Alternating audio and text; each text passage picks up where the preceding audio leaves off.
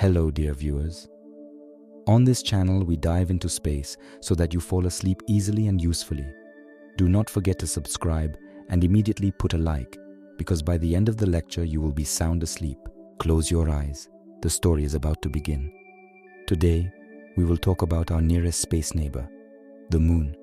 Despite the fact that it seems peaceful and beautiful to us, in fact, the Moon holds many secrets and creepy facts. Let's get to the bottom of what makes this celestial object so mysterious. Fact 1. The Moon has not always been near the Earth. The Moon, our closest cosmic neighbor, has long been an object of study and fascination. It lights up the night sky, inspires poets and artists, and is an important element of many cultural traditions.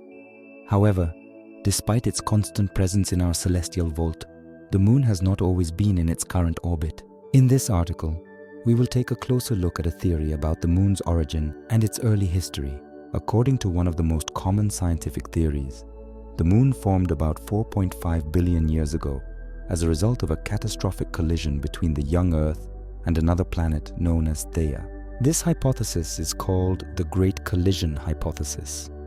At the time, Earth was still in the process of forming, and its surface was covered in molten magma. Theia, a planet the size of Mars, orbited the Earth and crashed into it at a tremendous speed. The impact was so powerful that some of the Earth's crust and mantle was ejected into space. The disk of remnants that formed from this material began to gradually collect, forming the Moon. Research shows that this event could have occurred within a few hours, and the process of forming the Moon itself took several thousand years. The Moon was initially hot and covered in lava, but over time it began to cool and solidify. There are various models describing the formation of the Moon. One suggests that a disk of molten material formed after the collision and then condensed into the Moon. This model explains why the Moon's composition is similar to that of Earth's crust, but different from Earth's mantle. Studies of lunar soil samples brought back to Earth during the Apollo missions have confirmed this theory. The chemical composition of lunar rocks shows that they have much in common with Earth materials. After its formation, the Moon was much closer to Earth than it is now. This close proximity affected the gravitational interactions between the two bodies, creating more pronounced tides in Earth's oceans. These tides were much stronger than today's tides, which may have influenced early life forms on our planet. Over time, the Moon gradually moved away from Earth, a process that continues to this day at a rate of about 3.8 centimeters per year. The Moon's distance from the Earth was due to the interaction between its gravitational field and the Earth's rotation.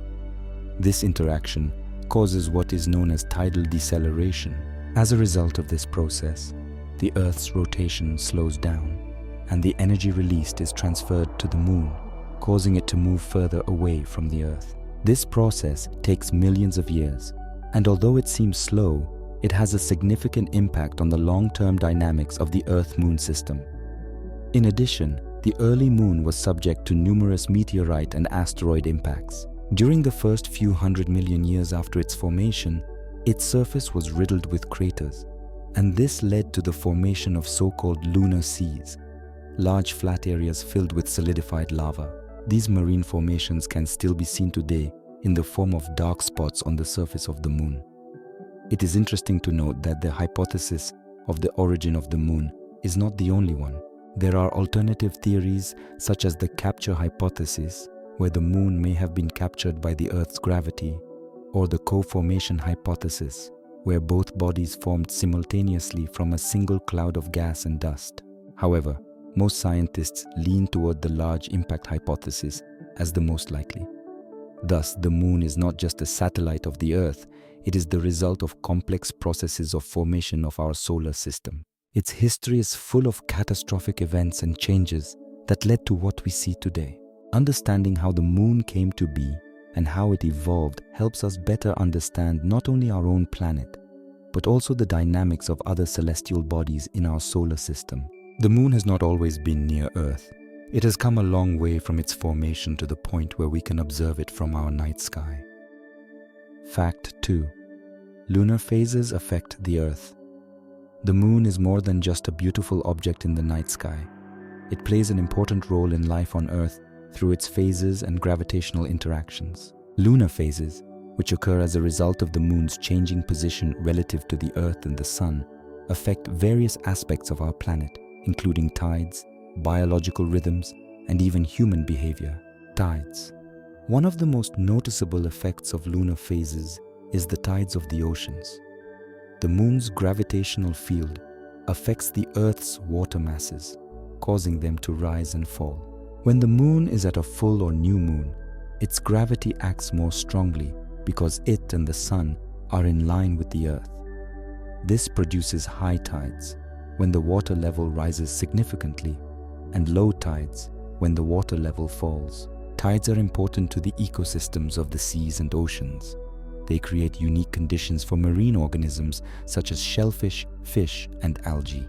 For example, some fish species use tides to migrate, and certain mollusks open and close depending on water levels.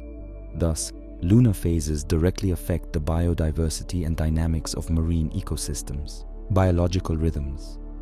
Lunar phases also influence the biological rhythms of many animals. Some species of sea turtles, for example, lay eggs during full moons when nighttime light is brighter, which helps them protect their offspring from predators. Research shows that many animals, including birds and mammals, can be sensitive to changes in light conditions associated with lunar phases. Humans also have certain biological rhythms that may correlate with lunar cycles. Some studies suggest that full moons may increase sleepless nights and incidents of anxiety. Although scientific evidence on this is conflicting, many cultures link the full moon to changes in people's moods and behavior. This may be due to an increase in light at night or cultural beliefs about the moon. Culture and traditions. The moon and its phases play an important role in the culture and traditions of many peoples. Various cultures use the lunar calendar to determine when to sow and harvest crops. For example, some agrarian societies choose days to plant plants based on the phases of the moon, believing that this can affect their growth. The moon also has symbolic significance in various religions and mythologies. It is associated with fertility, femininity, and the cyclical nature of life. Scientific research. Modern scientists continue to investigate the moon's influence on the Earth.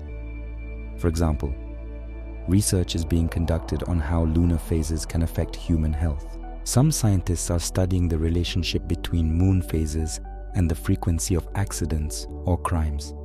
Although the results of these studies are not always conclusive, interest in this topic remains high. Scientists are also investigating the moon's influence on climate change.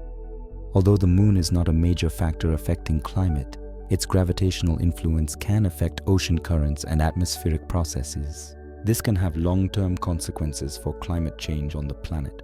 Thus, lunar phases have a significant impact on the Earth and its ecosystems.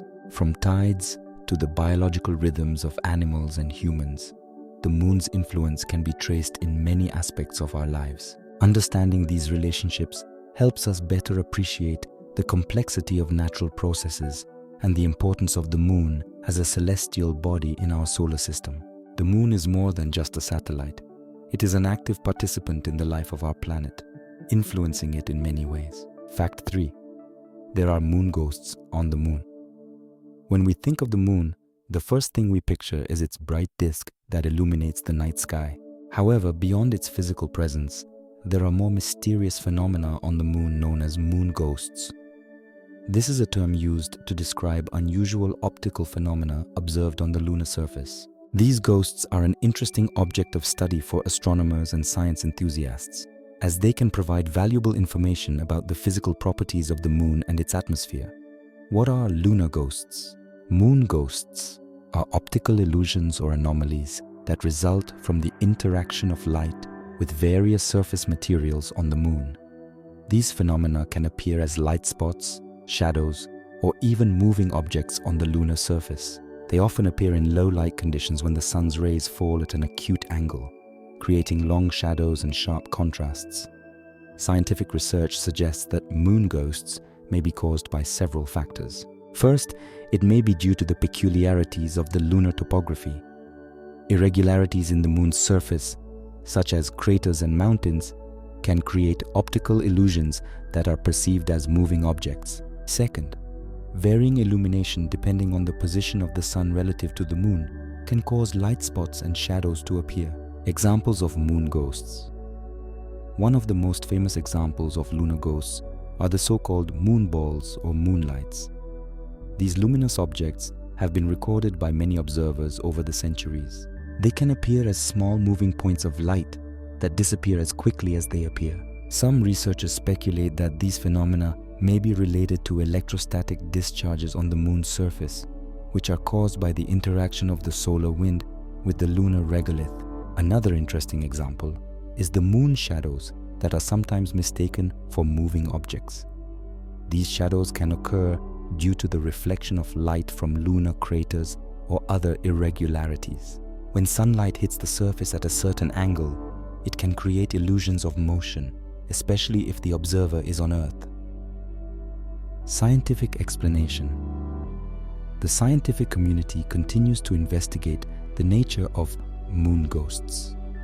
One method of studying these phenomena is through the use of high-precision telescopes and cameras that can record changes on the lunar surface in real time. Research shows that many of these phenomena can be explained by physical processes such as light refraction and reflection. Scientists are also studying the effects of lunar regolith, a layer of dust and rocks on the moon's surface. Regolith has unique properties that can influence light effects. For example, its granular structure can scatter light differently depending on the angle of incidence of sunlight. Cultural significance. Moon ghosts are also culturally significant and feature prominently in the folklore and myths of various nations. For centuries, people have associated these mysterious phenomena with spirits or supernatural beings. For example, some cultures believed that moonlights were the souls of ancestors or signs of the gods. These stories shaped the view of the moon as a mystical object that influenced people's lives. Moon ghosts are a fascinating object of study for scientists and amateur astronomers alike. They emphasize the complexity of how light interacts with the lunar surface and open new horizons for understanding physical processes on the moon. Although many of these phenomena can be explained scientifically, their mystery continues to inspire people around the world. The moon remains not only a subject of scientific research, but also a source of inspiration for myths and legends that have been passed down from generation to generation. In this way, moon ghosts serve as a reminder of how much there is still to learn about our closest satellite. Fact 4. There are dangers on the moon. The moon, our nearest cosmic neighbor, has always captured the attention of mankind. It has inspired poets and scientists, served as an object of exploration and dreams of colonization. But beyond its romantic aura and scientific value, the moon also harbors many dangers that could threaten both future missions and human life on its surface. In this text, we will look at the main dangers associated with the moon. Radiation. One of the most serious threats to future lunar missions is cosmic radiation. Unlike the Earth, which is protected by an atmosphere and magnetic field, the moon has no significant protection from solar and cosmic radiation. This means that astronauts on its surface are exposed to high levels of radiation, which can lead to various diseases, including cancer. It is important to note that prolonged exposure to the moon without adequate protection can cause acute and chronic radiation illnesses. Temperature fluctuations. The lunar surface experiences extreme temperature fluctuations. Temperatures can reach 127 degrees Celsius during the day and drop to minus 173 degrees Celsius at night. These dramatic temperature changes pose a serious challenge to equipment and human life. Astronauts and colonists will have to develop specialized technologies and protective systems to cope with these conditions. Reliable insulation materials and life support systems capable of functioning in such harsh conditions will be needed. Dust and regolith. Lunar regolith is a layer of fine dust and debris that covers the surface of the moon. It poses another hazard for future missions. Dust on the moon is very abrasive and can damage astronauts' equipment and spacesuits. In addition, lunar dust can cause respiratory problems and allergic reactions in humans. Studies show that lunar regolith contains toxic substances such as silicon and metal oxides, which can pose health risks. Meteorites. The moon has no atmosphere that can protect it from meteorites. This means that any object that enters its gravitational field can strike its surface without warning. Meteorites can range in size from small pebbles to large asteroids. Meteorite impacts can cause craters and equipment destruction. For astronauts, it can also pose an immediate threat to life. Therefore, monitoring and warning systems for possible impacts will need to be developed. Psychological factors. A long-term stay on the moon can also cause psychological problems for astronauts. The confined space, isolation, and lack of a familiar environment can lead to stress, anxiety, and even depression. These factors can negatively affect the health and performance of the team. Psychological support and training programs will play an important role in the success of lunar missions. Lack of resources. Although there are some resources on the moon, such as water in the polar regions, most of the materials needed for life will have to be shipped from Earth. This creates additional risks and costs for future missions. In addition, the need for a constant supply of resources makes missions more vulnerable to logistical and technical failures. Despite these dangers, lunar exploration remains a priority for many space agencies around the world. Understanding these risks is an important step toward the successful colonization of our satellite. Scientific research and technological developments will help minimize the threats and ensure the safety of astronauts. The moon can be an important base for further space exploration and colonization of other planets. However, it is important to be mindful of the complexities and dangers it holds in order to prepare for future challenges in exploring our space neighbor. Fact 5. Lunar colonies can be dangerous. As space technology advances and interest in lunar exploration increases, the concept of establishing lunar colonies is becoming more and more relevant. However, despite the potential benefits of colonizing our satellite, it is important to keep in mind the many dangers and challenges that future colonists may face. In this text, we will look at the main aspects that make lunar colonies potentially dangerous for human life and health. Extreme climatic conditions. The moon experiences drastic temperature changes, making its environment extremely hostile to human life. Temperatures can reach 127 degrees Celsius during the day and drop to minus 173 degrees at night. These extreme temperature fluctuations require colonists to develop high-tech life support and defense systems. Without proper thermal insulation and climate control inside the living modules, people risk serious injury or even death. Radiation. One of the most serious threats to colonists' health is space radiation. The moon lacks the atmosphere and magnetic field that protect the Earth from the harmful effects of solar and cosmic rays. This makes the lunar surface vulnerable to high levels of radiation, which can lead to acute and chronic diseases, including cancer. Colonists will need to develop effective radiation protection systems, such as underground shelters or special shielding materials for habitation modules. Psychological problems. The isolation and confined space on the moon can cause significant psychological problems for colonists. Long-term confinement, lack of familiar surroundings, and contact with nature can lead to stress, anxiety, and depression. Psychological factors play an important role in successful team performance, and ignoring them can lead to conflict and reduced effectiveness. Psychological support and training programs will be necessary to ensure the well-being of colonists. Resource constraints. Although some resources exist on the moon, such as water in the polar regions, most of the materials necessary for life will have to be shipped from Earth. This creates additional risks and costs for future expeditions. Supply logistics could become a vulnerability, especially in the event of technical failures or delays. In addition, the need for a constant supply of resources makes missions more vulnerable to supply chain failures. Meteorite hazards. The moon has no atmosphere to protect it from meteorites and space debris. This means that any object that enters its gravitational field can strike its surface without warning. Meteorite strikes could destroy equipment and living modules, posing an immediate threat to the lives of the colonists. Monitoring and warning systems for possible impacts would be needed, as well as structures capable of withstanding such impacts. Toxic substances in regolith. Lunar regolith contains many toxic substances such as silicon and metal oxides.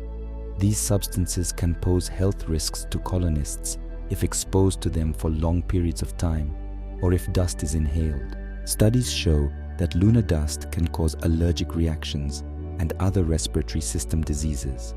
Therefore, it will be necessary to develop effective air filtration and dust protection systems. Technical faults. Each lunar colony will depend on complex technical systems, including life support, power supply, and communication with Earth. Any technical malfunction could have catastrophic consequences. For example, a failure of the life support system could threaten the lives of colonists, and loss of communication with Earth could make it difficult to get help in an emergency. Backup systems and emergency protocols will therefore need to be in place. The establishment of lunar colonies opens new horizons for humanity and provides unique opportunities for scientific research and space exploration. However, it is important to keep in mind the many dangers and challenges that can arise in the process of colonizing the moon. Understanding these risks will help develop effective strategies to minimize them and ensure the safety of the colonists. Only with the right level of training and technological support can we hope to successfully explore our satellite and establish sustainable lunar settlements. Fact 6. The moon affects tides and currents.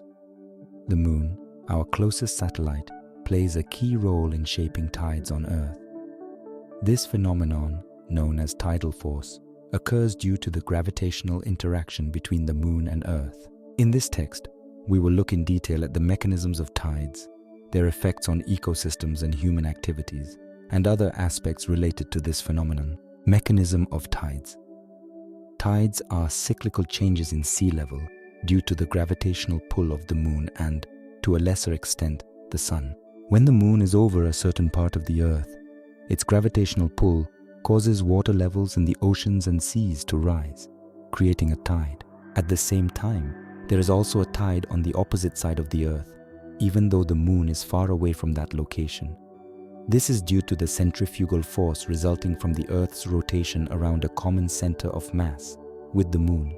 Tides occur about twice a day, resulting in 2 high and 2 low water levels over a 24-hour period. These cycles can vary depending on geographic location, shoreline shape, and other factors. Tides have 2 main phases: spring tides and neap tides. Spring tides occur during full moons and new moons, when the moon and sun are in line relative to the Earth. Neapthal tides occur when the moon is at a 90-degree angle to the sun, resulting in smaller fluctuations in water levels. The moon's influence on ecosystems. Tides play an important role in maintaining coastal ecosystems. They facilitate the exchange of water between the ocean and coastal ecosystems such as mangroves, salt marshes, and estuaries. These ecosystems provide habitat for many species of animals and plants and serve as breeding grounds for many marine organisms. Tides also affect the distribution of nutrients in the water. At high tide, the water brings plankton and other nutrients with it, which promotes the growth of algae and other organisms. This, in turn, supports food chains in the oceans and seas. Tides, on the other hand, can expose areas of the bottom, creating conditions for the growth of various types of marine organisms such as mollusks and crustaceans. Impact on human activities. Tides are of significant importance to human activities. They affect fishing, shipping, and even the architecture of coastal cities. Fishermen often take tide schedules into account when planning their catches, as many fish species are most active during certain phases of the tide. Shipping is also affected by water levels. Tides can create unfavorable conditions for navigation, especially in shallow waters or estuaries. Shipmasters should therefore take tide schedules into account when planning routes. In some regions, Special ports and berths are even built to take into account water level fluctuations. In addition, tides can affect the architecture of coastal buildings. For example, in some places, dikes and defenses are built to prevent flooding during high tides. This is especially true in the face of climate change, when sea levels may rise. Scientific research. The study of tides is an important area of scientific research. Scientists use a variety of methods to predict these phenomena, including mathematical modeling and satellite technology. These studies help to better understand the dynamics of the oceans and predict the effects of climate change. Dot changes in tidal patterns can be indicators of climate change. For example, sea level rise can change tidal patterns, affecting coastal ecosystems and human settlements. The moon has a significant impact on life on Earth through its effects on tides. This phenomenon not only shapes unique ecosystems, but also affects human activities in various fields.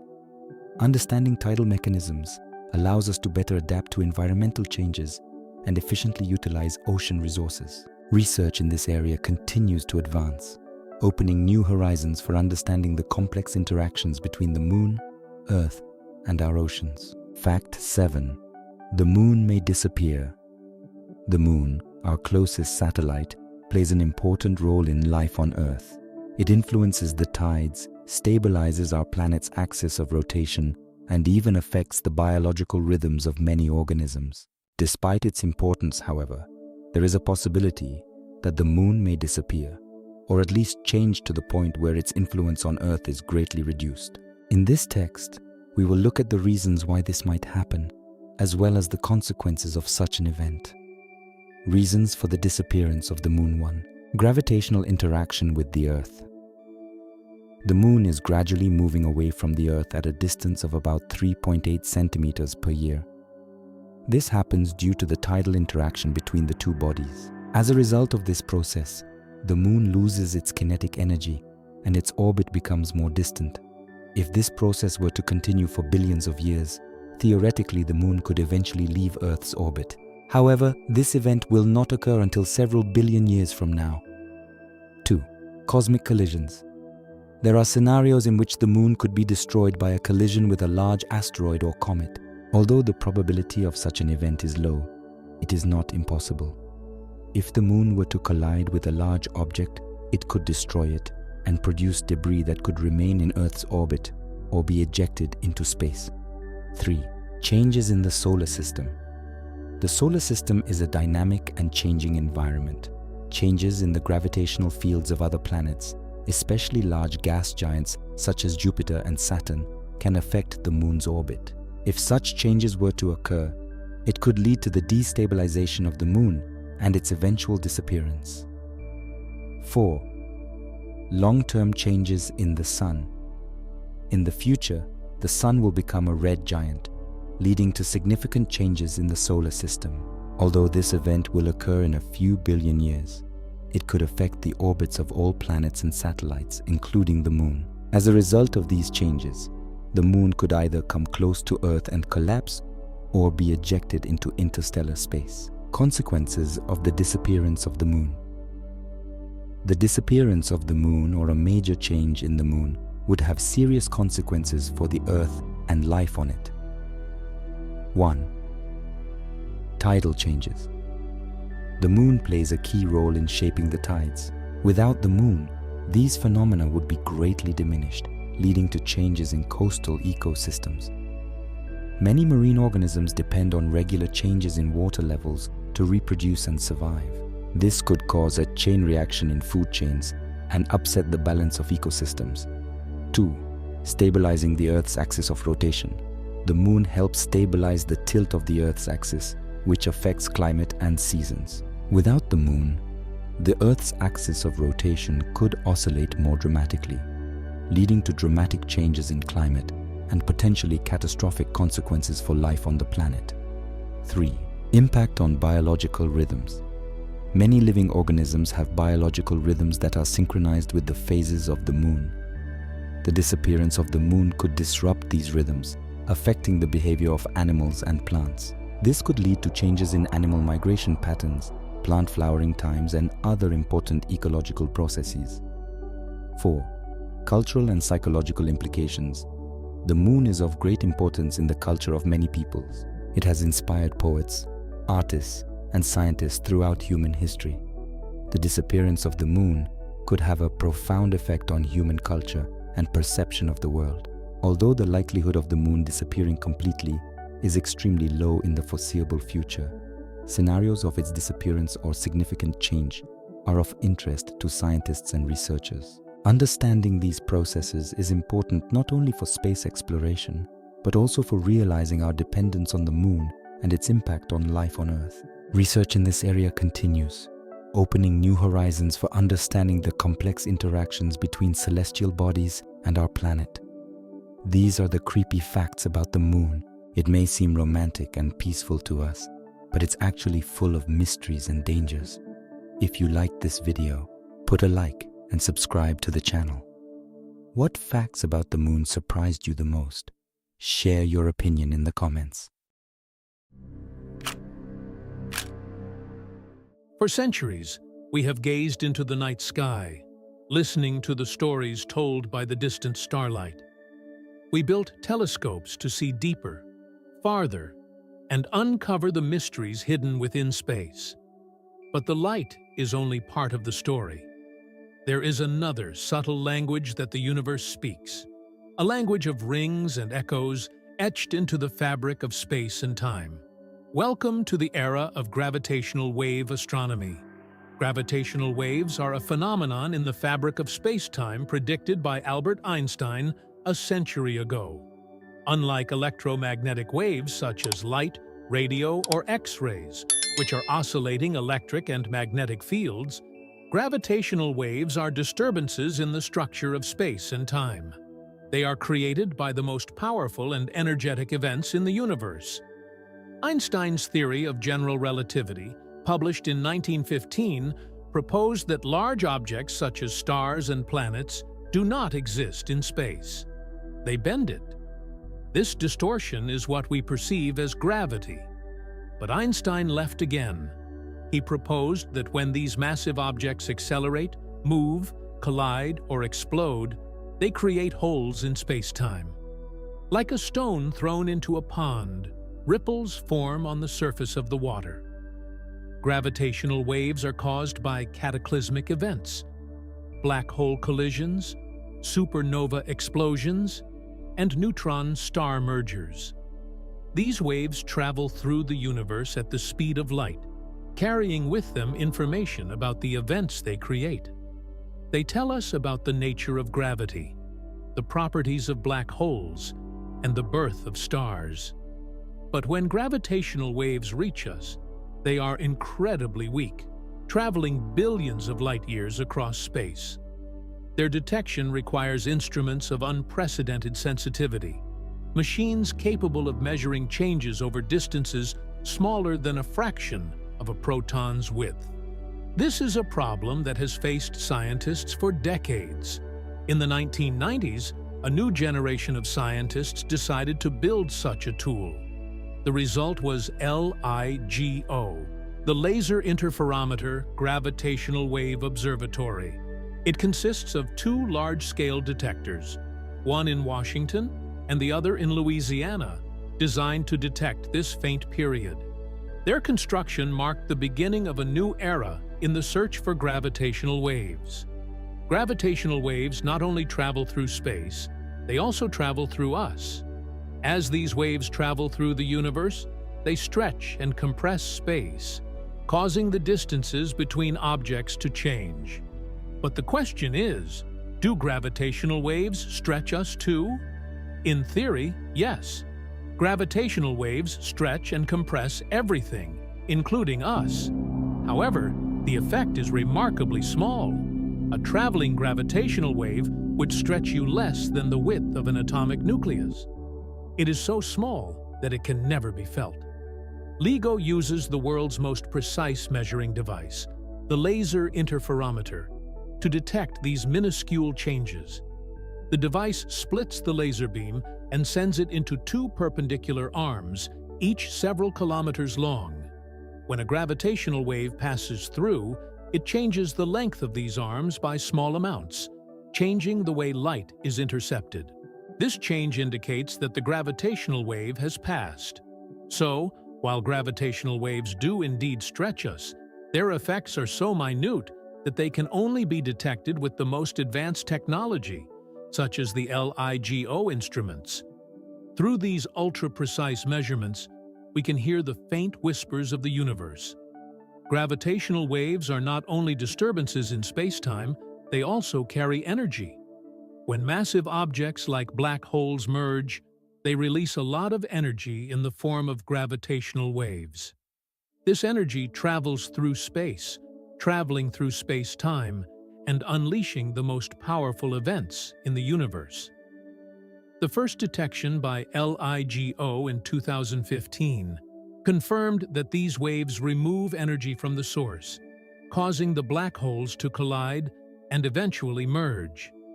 The amount of energy these waves carry is astounding. In a fraction of a second, the merging black holes released more energy than all the stars in the observable universe. This discovery not only confirmed Einstein's theory, but opened a new way to understand the most energetic processes in the universe, revealing information about the objects and events that create these waves. Each detection tells a story about the formation and evolution of black holes, neutron stars, and even entire galaxies. Gravitational waves carry more energy than space. It allows us to see the most extreme environments of the universe, understand how black holes and neutron stars form, and study the nature of space and time. Gravitational waves have a profound effect not only on the space through which they travel, but also on the objects that create them. When two massive objects, such as black holes, merge, the gravitational waves they emit carry large amounts of energy. This loss of energy directly affects the motion and structure of black holes. When neutron stars collide, the effects are even more dramatic. Gravitational waves not only absorb energy, but also determine the final outcome of the collision, whether a new, massive neutron star is formed or stars collapse into a black hole. These waves provide information about the internal structure and composition of these dense, enigmatic objects. The gravitational waves we detect are signals of cosmic violence, revealing the forces at play, the incredible energies, and the ultimate fate of these cosmic giants. They help us understand how stars live and die, how black holes are born, and how matter behaves in the most extreme conditions imaginable. To detect gravitational waves, scientists needed to build an instrument unlike any other, the Laser Interferometer Gravitational Wave Observatory, or LIGO. Its design is based on the simple but powerful idea of using light to measure the smallest distortions in space. The principle of LIGO is simple in concept, but complex in execution. The powerful laser beam is split in two, sending the light from two long arms 4 kilometers long, and at the end of each arm's mirror to a central reflector that reflects the light, where the two beams recombine. In the absence of gravitational waves, the rays cancel each other out due to their finely calibrated paths. However, when a gravity wave passes through the Earth, it is stretched in one direction while it is compressed in a perpendicular direction. This changes the length of the arms, changes the return time of the laser beam, and creates a unique interference pattern that LIGO's detectors can measure. To detect these incredibly small changes, LIGO must operate under extreme conditions. The entire interferometer is housed in an ultra-high vacuum tube to eliminate air molecules that can scatter the laser beam. The mirrors are suspended by finely tuned systems that isolate them from ground vibrations caused by traffic, wind, or even distant earthquakes. LIGO is not alone in detecting gravitational waves. A network of observatories across the globe work together to listen to the universe, combining their data to improve detection and accuracy. Virgo, located near Pisa, Italy, is LIGO's European counterpart. With its 3-kilometer-long arms, Virgo uses the principles of laser interferometry to detect gravitational waves. Partnering with LIGO, VIRGO helps pinpoint the location of cosmic events, allowing astronomers to point their telescopes to the right side of the sky in time.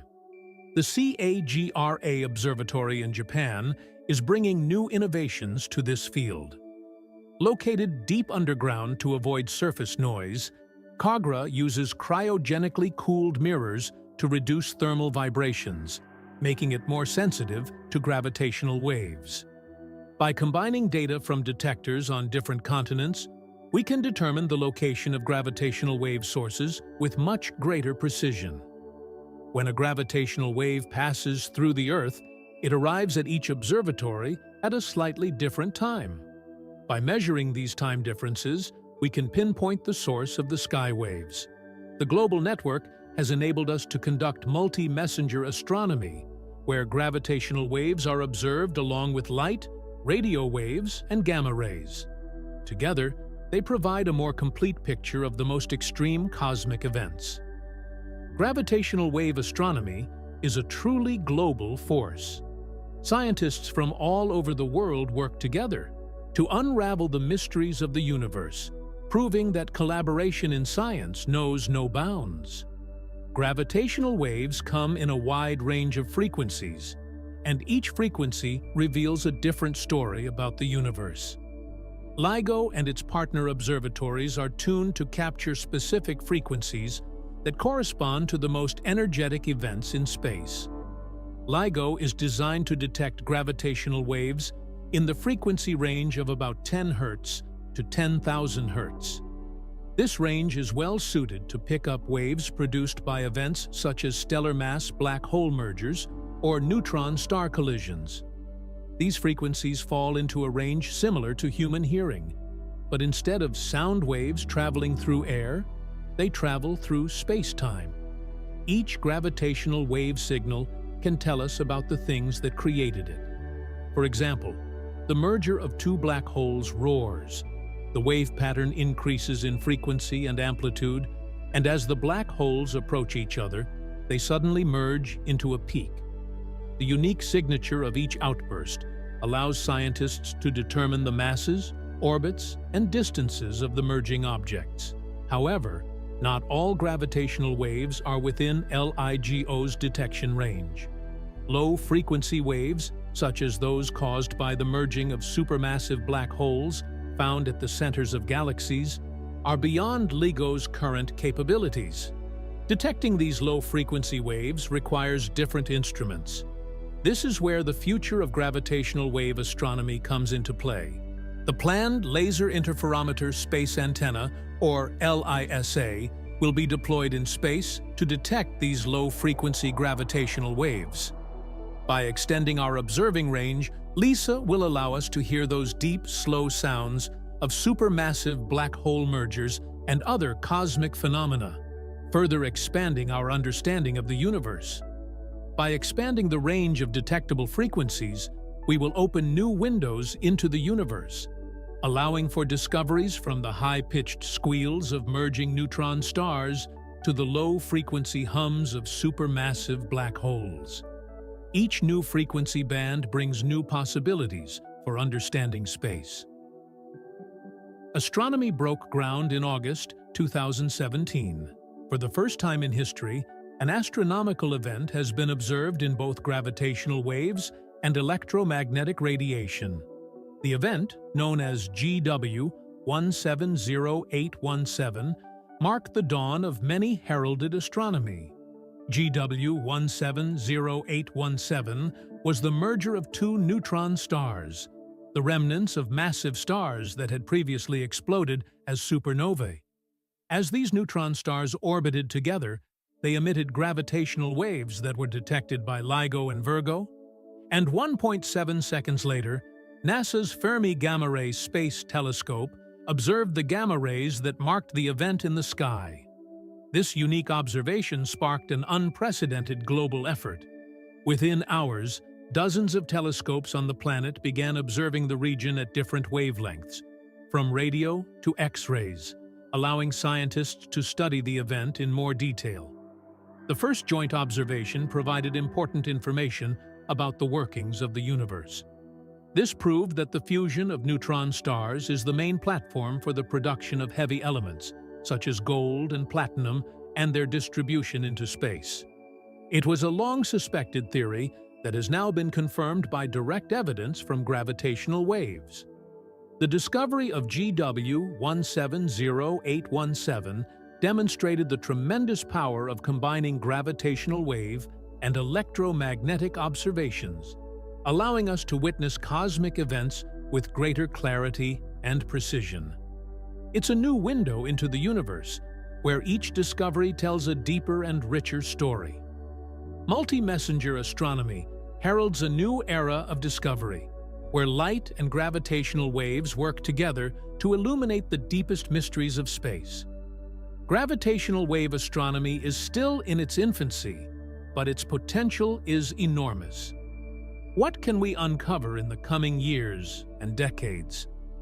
What new mysteries of space can we solve? With more sensitive detectors and more powerful instruments, we could soon find gravitational waves from sources we've never seen before. Could we be hearing faint echoes of the Big Bang, supporting theories about the earliest moments of the universe? Detecting these waves could provide direct evidence of cosmic inflation, the rapid expansion of the universe moments after the Big Bang. It could answer questions about the fundamental forces that shape the universe. Gravitational wave astronomy is the study of unknown phenomena, objects or events that we cannot even imagine. Exotic forms of matter, hidden dimensions, or mysterious dark matter that makes up most of the mass of the universe. Gravitational waves may help unravel these mysteries. We stand on the edge of discovery, poised to answer some of the deepest questions ever asked about our universe. Gravitational wave astronomy offers a new way to study space, opening the door to discoveries beyond our wildest dreams. The universe is full of whispers, and we have begun to listen. There is a phenomenon in the field of astronomy that has intrigued and puzzled scientists for years. Hidden behind the Milky Way's shimmering veil, in a region of space we call the escape zone, a gravitational anomaly so vast and so powerful that it touches the very fabric of our universe. It's a great puller. Although invisible to our telescopes, its gravitational influence is so strong that it affects the motion of galaxies hundreds of millions of light-years away, including our own Milky Way. But what's the big draw? Is it a supermassive black hole, a dense cluster of galaxies, or something else entirely? More importantly, what does its existence mean for us, our galaxy, and the future of the universe? In this video, we will explore these questions. The impact of the Great Attractor on our galaxy, and the challenges scientists face in observing this remote region of space. We will also travel to the recently discovered South Pole Wall, a large cluster of galaxies that stretches at least 700 million light-years into space and has an interesting connection with the Great Attractor. So, will we eventually end up with this anomaly? Or does it still serve a different purpose in the grand scheme of the universe? Let's find out. 4 decades ago, astronomers used the Park telescope to observe the dust of the Milky Way. They discovered that our galaxy is traveling through space faster than expected. Imagine that our Milky Way travels through space at 2,500 times the cruise speed of an airplane, 55 times the escape velocity of Earth, and even more than twice the escape velocity of the galaxy. But where does such a movement come from? Here's the secret. The Big Bang theory of our origin states that every point in the universe must be different from every other point. However, the galaxies on either side of us should be moving at the same recessional speed, which should not result in a net motion in the Milky Way reference. A net motion can arise from nearby clusters in the distribution of matter, such as a large cluster of galaxies. The extra gravitational pull of such a cluster of galaxies could slow down and even reverse the expansion of the nearby universe. But no such cluster is visible in the direction of motion of the Milky Way. There is an excess of galaxies in the general vicinity and an excess of radiation in X-ray telescopes, but nothing large enough to explain the results. What are we observing? Superdensity of pure dark matter? Or is the theory of origin of mass and motion correct? Alan Dressler, an astronomer at the Carnegie Institution, used the first explanation, calling the lost concentration of matter the Great Attractor. But the mystery of the Great Gravitation continues to amaze us. Despite our best efforts and the discovery of new galaxies, galaxy clusters and new filaments in the cosmic web, we have been unable to find anything to explain our motion. The Great Gravitation remains a mystery, tugging at our Milky Way and leaving more questions than answers. So, about 220 million light-years away, there is a gravitational anomaly known as the Great Dipper. Located within the Laniakea supergroup, this region of space has such a large gravitational field that it affects the motion of galaxies across hundreds of millions of light-years, including our own Milky Way. But what is the big draw? The term supercharger is coined to describe its gravitational influence. But it is not actually a single unit, but rather a region of space with a large concentration of mass. This mass consists not only of visible matter, such as stars and galaxies, but also of dark matter, invisible and mysterious matter, and according to some estimates, is about 85% of the mass of the universe. Understanding the Great Attractor is like putting together a cosmic puzzle. We know it exists because we can observe its gravitational effects, but we cannot see it directly because it is located in the exclusion zone, a region of space hidden by the Milky Way's dust and stars. Despite these difficulties, scientists have made great progress in studying the Great Attractor. They used a variety of techniques, including X-ray, infrared, and radio observations, to look at the Milky Way's dust and gas to understand this mysterious region of space. Part of a larger structure known as the Large Gravitational Norm Cluster, it is one of the most saturated galaxy clusters known to date. It is in this cluster that the center of the Great Attractor is located. The Norma cluster is moving toward the Big Dipper at a speed of about 1,340 miles per second. Thus, as we have seen, the gravitational influence of the Great Attractor extends over a region of space spanning hundreds of millions of light-years. In this region, known to us as the gravitational well of the Great Attractor, we have our own local group of galaxies, which are being pulled into the Great Attractor at a speed of about 370 miles per second. It's not easy to track down a Great Attractor. You can't just point a telescope at him. The main problem is its location. The Great Attractor is located behind the Milky Way, in a region known to astronomers as the escape zone. The zone is filled with dust and stars, making direct observations of the Great Gravitation difficult. But it did not stop astronomers from trying to reveal its secrets. They have to be creative in their methods, using different observations to examine the dust and gas of their galaxy. One of the main methods used is to observe a line of neutral hydrogen 21 centimeters long.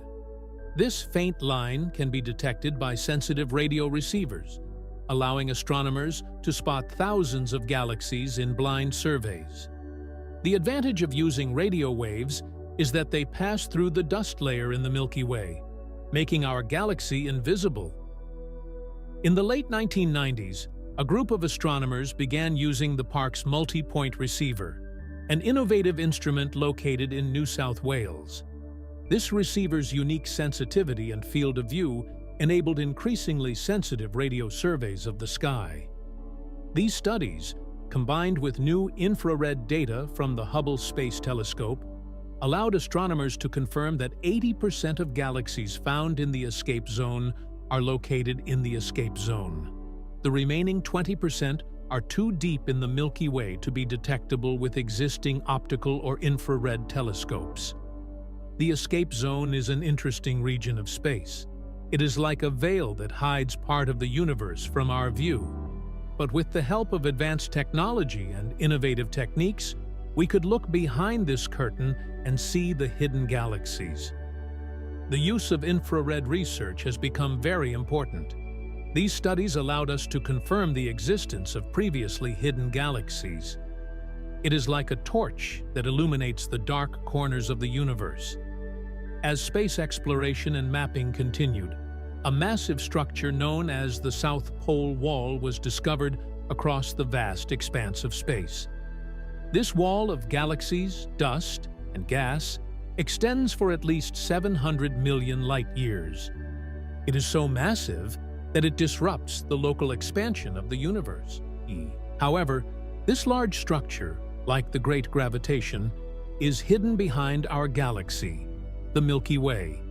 It stretches from the constellation Perseus in the northern hemisphere to the constellation Apis in the far south. But despite its proximity and size, it has long gone unnoticed, hidden in a dark sector of the southern sky. The South Pole Wall is a discovery recently announced by an international team of astronomers led by Daniel Pomerede of the Université de Paris and R. Brent Tully of the University of Hawaii. The discovery was made possible by measuring 18 million galaxies across 600 million light-years. Although the South Pole Wall is not visible to us, we can observe its gravitational effects. In the expanding universe, distant galaxies fly away from us. However, the galaxies between Earth and the South Pole Wall are moving away slightly faster than us, being pulled outward by the massive matter in the wall. In contrast, galaxies behind the wall move outward more slowly, being held back by the wall's gravitational resistance. The South Pole Wall is an important part of our local universe. It's as big as Sloane's Great Wall, but almost twice as big as us. But because of its hidden place in the southern part of the sky, it is still overlooked. It is connected to the larger structure of the Laniakea supergroup, which includes the Great Attractor. All of these structures are interconnected, affecting the local expansion of the universe and the motion of galaxies. The Great Attractor, the South Pole Wall, and other similar structures shed light on another cosmic mystery we're heading towards. Imagine that you are sailing down a river in a small boat. The current of the river, like the gravitational pull of these cosmic structures, drives your boat. No matter how hard you try to control your boat, current drag is so great that it ultimately determines your course and speed. Likewise, our galaxy is like a small boat on a cosmic river, swayed by the gravitational pull of massive structures like the South Pole Wall and the Big Dipper. In the future lies our understanding of the universe and the Great Gravitation. Australian astronomers are leading several pioneering projects. The Castro-initiated 2MTF study has made significant progress. Using the Park telescope, this survey calculates distances to galaxies and sheds light on the structure and motions in the nearby universe. But the research doesn't end there. An upcoming Wallaby study, due to begin later this year, promises to push the boundaries of our understanding even further. Using Australia's leading CSIRO-SKA Pathfinder, or ASCAP, telescope, this survey will allow us to probe deeper into the radio universe. Along with these radio surveys, the Australian Astronomical Observatory and ANU are launching a new optical survey called TIPAN.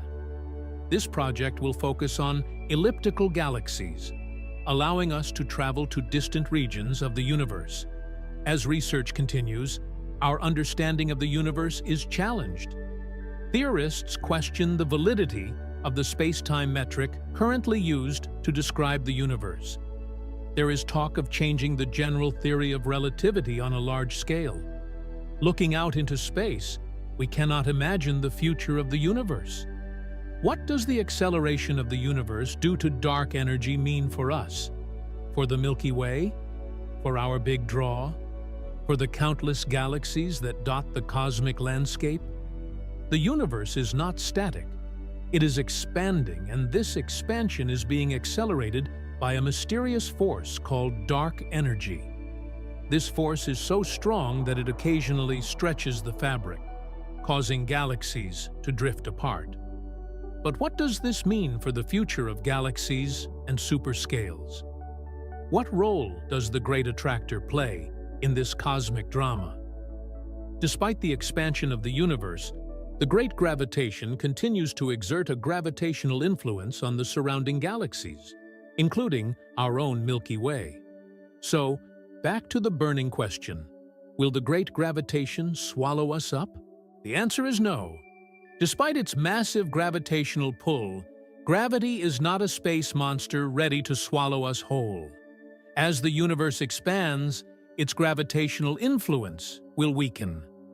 In the distant future, as the expansion of the universe continues to accelerate, the galaxies currently attracted to the Great Attractor may drift apart. The gravitational bonds holding the superclusters together will weaken, and these large structures may begin to disintegrate. The future of the universe is a vast, expanding cosmic sea, with galaxies like islands in a cosmic ocean slowly receding from each other. The great gravitational force, once a formidable gravitational force, will eventually lose its grip on the galaxies around it. Thanks to the rapid development of technology, astronomers are making more interesting and wonderful discoveries. For example, the title of the largest object in the universe changes from one discovery to another almost every year. Some of the discoveries are so large that they surprise you with their existence. In this issue, we will discuss a very unusual and incredibly large object called the Giant Gamma Ring, which is like a teleporter for the space fleet. The ring consists of 9 gamma-ray bursts spanning 5 billion light-years. What is it? How did it come about? We will try to answer these questions. Amazingly, the giant ring consists of 9 such gamma-ray bursts spanning 5 billion light-years. It's highly unlikely that this was any kind of accident, but we can't rule it out. The gamma-ray bursts that make up the newly discovered ring have been observed from space and from ground-based observatories. They are at a similar distance from us, about 7 billion light-years. 36 degrees across the sky, or more than 70 times the diameter of the full moon. This means that 20,000 gamma-ray bursts from a ring more than 5 billion light-years across are just one random occurrence in this distribution. Most current models show that the structure of space is uniform on large scales. Other recent results, and this new discovery, challenge the principle of establishing a theoretical limit of 1.2 billion light-years for the largest structures. If the ring is a true spatial structure, it should be almost visible to the eye. Gamma rays are rotated around the center of the object due to small changes in distance. This ring can be thought of as a spherical projection of these gamma-ray bursts, which occurred a long time ago, 250 million years ago. A short time compared to the age of the universe.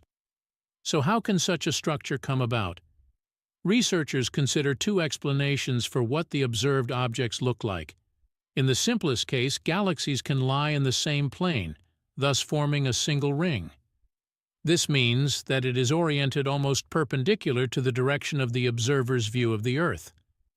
Another explanation is that this structural plane is not a real object, but a projection of the sphere onto the celestial plane. Dots placed randomly on the sphere will cluster around the edge of the projection circle, creating the illusion of a ring. The existence of a cluster of this size may contradict cosmological principles about the uniformity of the universe. Previous studies with the Planck and WMAP instruments limited the size of the space object to 1.2 billion light-years. It is precisely this order of magnitude that would seriously undermine the notion of unity based on microwave observations. If the author's findings are confirmed, astronomers may have to reconsider the constraints on the evolution of the universe. The first example of such giant formations was the discovery of a quasar cluster in 1982. It was about 350 million light-years across. Later, however, larger but unstructured objects were discovered. Sloane's Great Wall, 1.37 billion light-years. Hercules' northern corona is more than 10 billion years old, about 10% of the observable universe. These flat formations consist of alternating cavities and clusters of galaxies. Who knows what we'll discover tomorrow? Yes, the universe never ceases to amaze. In 1950, the Dutch astrophysicist Jan Oort proposed that all comets form a cloud that orbits the inner part of the solar system. It is not uncommon to observe celestial objects around the Sun, where material around the hottest star evaporates and is carried away by cosmic winds. These paired celestial bodies are comets. Evidence that comets leave very distant parts of the solar system is their long orbits. Astronomers record the movement of about a dozen comets every year, but in reality, all these things appear in a distant cloud. The outer part of the solar system is believed to be surrounded by them. To find the answers, we suggest going on an amazing journey. Solar system. The Sun's gravitational pull is limited relative to its neighboring stars, that is, between the Sun and the closest stars. Therefore, if the distance to the nearest stars is light-years, the solar system is on the order of several light-years. So the solar system is a very large unit, 1,000 times larger than the orbits of the most distant planets.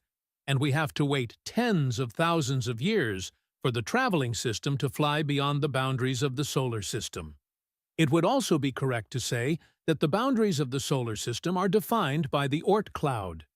To date, the estimated mass of the cloud is only 80 Earth masses of ejected material. Yes, it may not look like much, but the Oort cloud is actually a giant sphere of scattered material with an astonishing diameter. Some astronomers estimate that this region begins about 2,000 astronomical units from our star and ends at about 70,000 astronomical units. The Oort cloud is believed to be the grave of the planet. This reservoir of trillions of icy objects formed early in the formation of the solar system, when giant planets ejected smaller objects from its boundaries. From time to time, some of it turns towards the Sun and takes the form of a comet.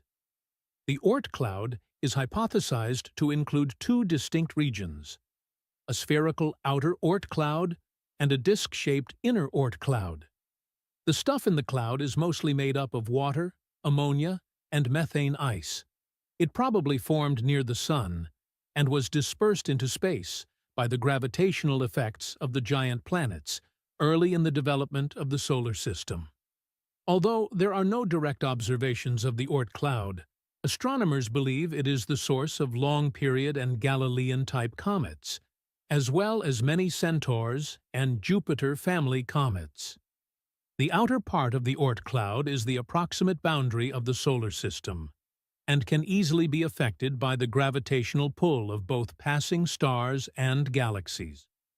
These forces sometimes cause comets to drift toward the center of the solar system. Short-period comets, based on their orbits, can originate from the Oort cloud as well as from the diffuse disk. We mentioned that the Value cloud contains a lot of material. But what does it represent? The outer Oort cloud is thought to contain several trillion cometary nuclei, more than 1.5 miles. The average distance between comets is several tens of millions of kilometers. Incidentally, Comet Gallia is a suitable prototype for all comets in the outer Oort cloud. The combined mass of all the large comets in the cloud is about 5 times that of Earth. The mass of the inner Oort cloud is currently unknown.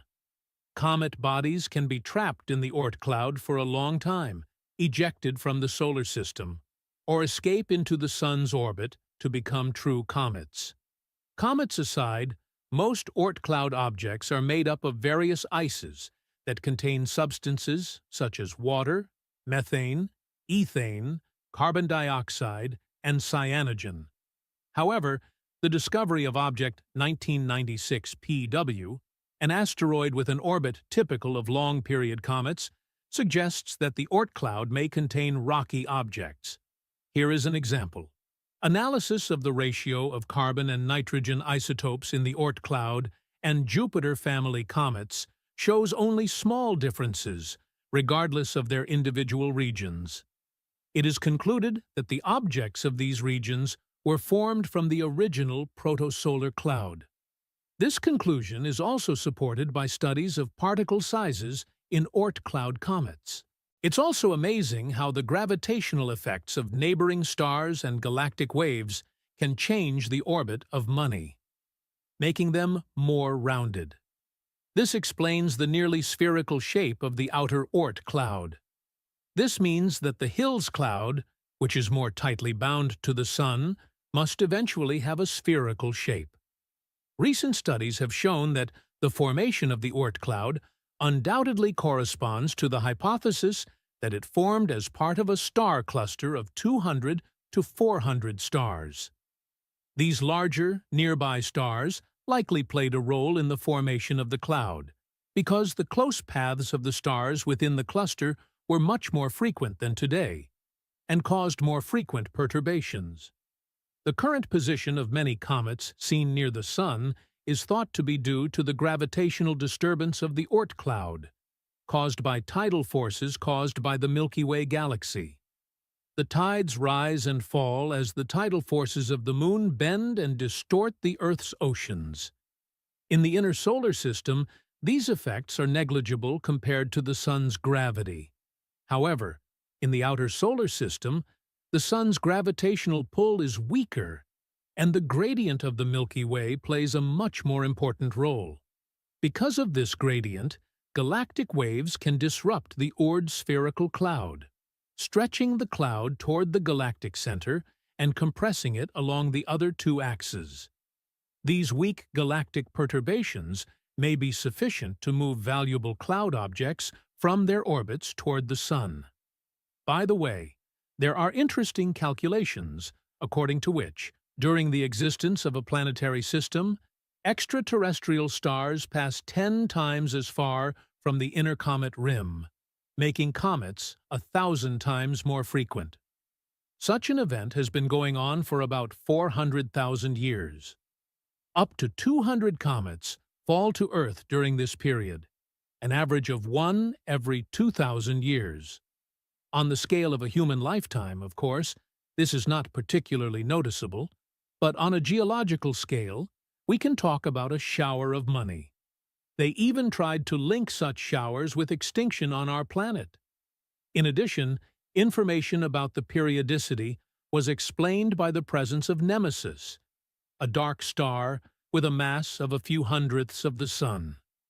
Nemesis, according to this hypothesis, travels in a long orbit around the Sun and enters the money cloud every 26 million years. However, the Pioneer 10 station, outside the planetary system, did not experience any additional acceleration, which could be explained by the impact of Nemesis, or at least a large planet the size of Jupiter. The influence of 3 to 5 mass bodies cannot be ruled out, so the Oort cloud is a really interesting and mysterious region where there are tens of billions of money nuclei. Some of them we have already seen, others we have yet to see. We know that the minimum temperature is minus 273.15 degrees. Why? Because at that temperature, the movement of particles stops, and the heat energy they emit becomes zero. I wonder if there is a minimum temperature. Maybe there should be a maximum temperature. And logic dictates that the particle must reach a maximum at such a point that it cannot release any more heat energy. But is it really so? To understand, it is necessary to define what temperature is in general, and also trying to find the sources of the highest temperature in the universe. Let's try it out. All life, from bacteria, to Krogan to Reapers, can sense heat and cold directly through their senses. But given our lack of superpowers, our options are very limited. This is because this definition of temperature requires measuring temperature with instruments rather than by hand. Such instruments are called thermometers and measure the so-called empirical temperature. The empirical temperature scale defines the scale of measurement and the number of divisions between them. Here are the scales we use today, including Celsius, Fahrenheit, and more. But absolute temperature, measured in Kelvin, is entered with a single point, the point on which the measuring scale is based. Given that there is a minimum limiting value of temperature in nature, an absolute number, the upper value of the temperature is limited by the Planck temperature. This is a type of maximum temperature. The highest temperature was thought to be 10 trillion degrees. It is artificially obtained from the Earth. This absolute temperature record was obtained during an experiment at the Large Hadron Collider, the world's most powerful elementary particle gas pedal. At speeds close to the speed of light, particles collided with high-energy lead ions. When the heavy ions collided, many big explosions, dense regions of fire with such high temperatures, began to appear. At such temperatures in energy, the nuclei literally melt and form a pile of their quarks. The result was the highest temperature plasma in the laboratory. Although 10 trillion degrees is an incredibly high temperature, it seems far from the limit. As everything is limited within this experiment, technology does not allow us to go further. So I suggest going on a space trip in search of the hottest source in the universe. And we start with the closest planet, Venus. 90 characterized by an unusually dense atmosphere with a pressure equivalent to Earth's atmosphere. Due to the amazing greenhouse effect, the surface temperature of the planet reaches 480 degrees, which is more than Mercury. Many known objects can also approach the Sun at record distances. This includes the asteroid Phaedo, whose temperature can reach 750 degrees Celsius. But the object passes through the moon Io at a temperature that has been one of the biggest surprises in the probe of the Peter system by space probes. Its surface is the youngest in the solar system and has no impact craters. Measurements from the Galileo space station show that the temperature of volcanoes on this satellite reaches at least 1,340 degrees Celsius.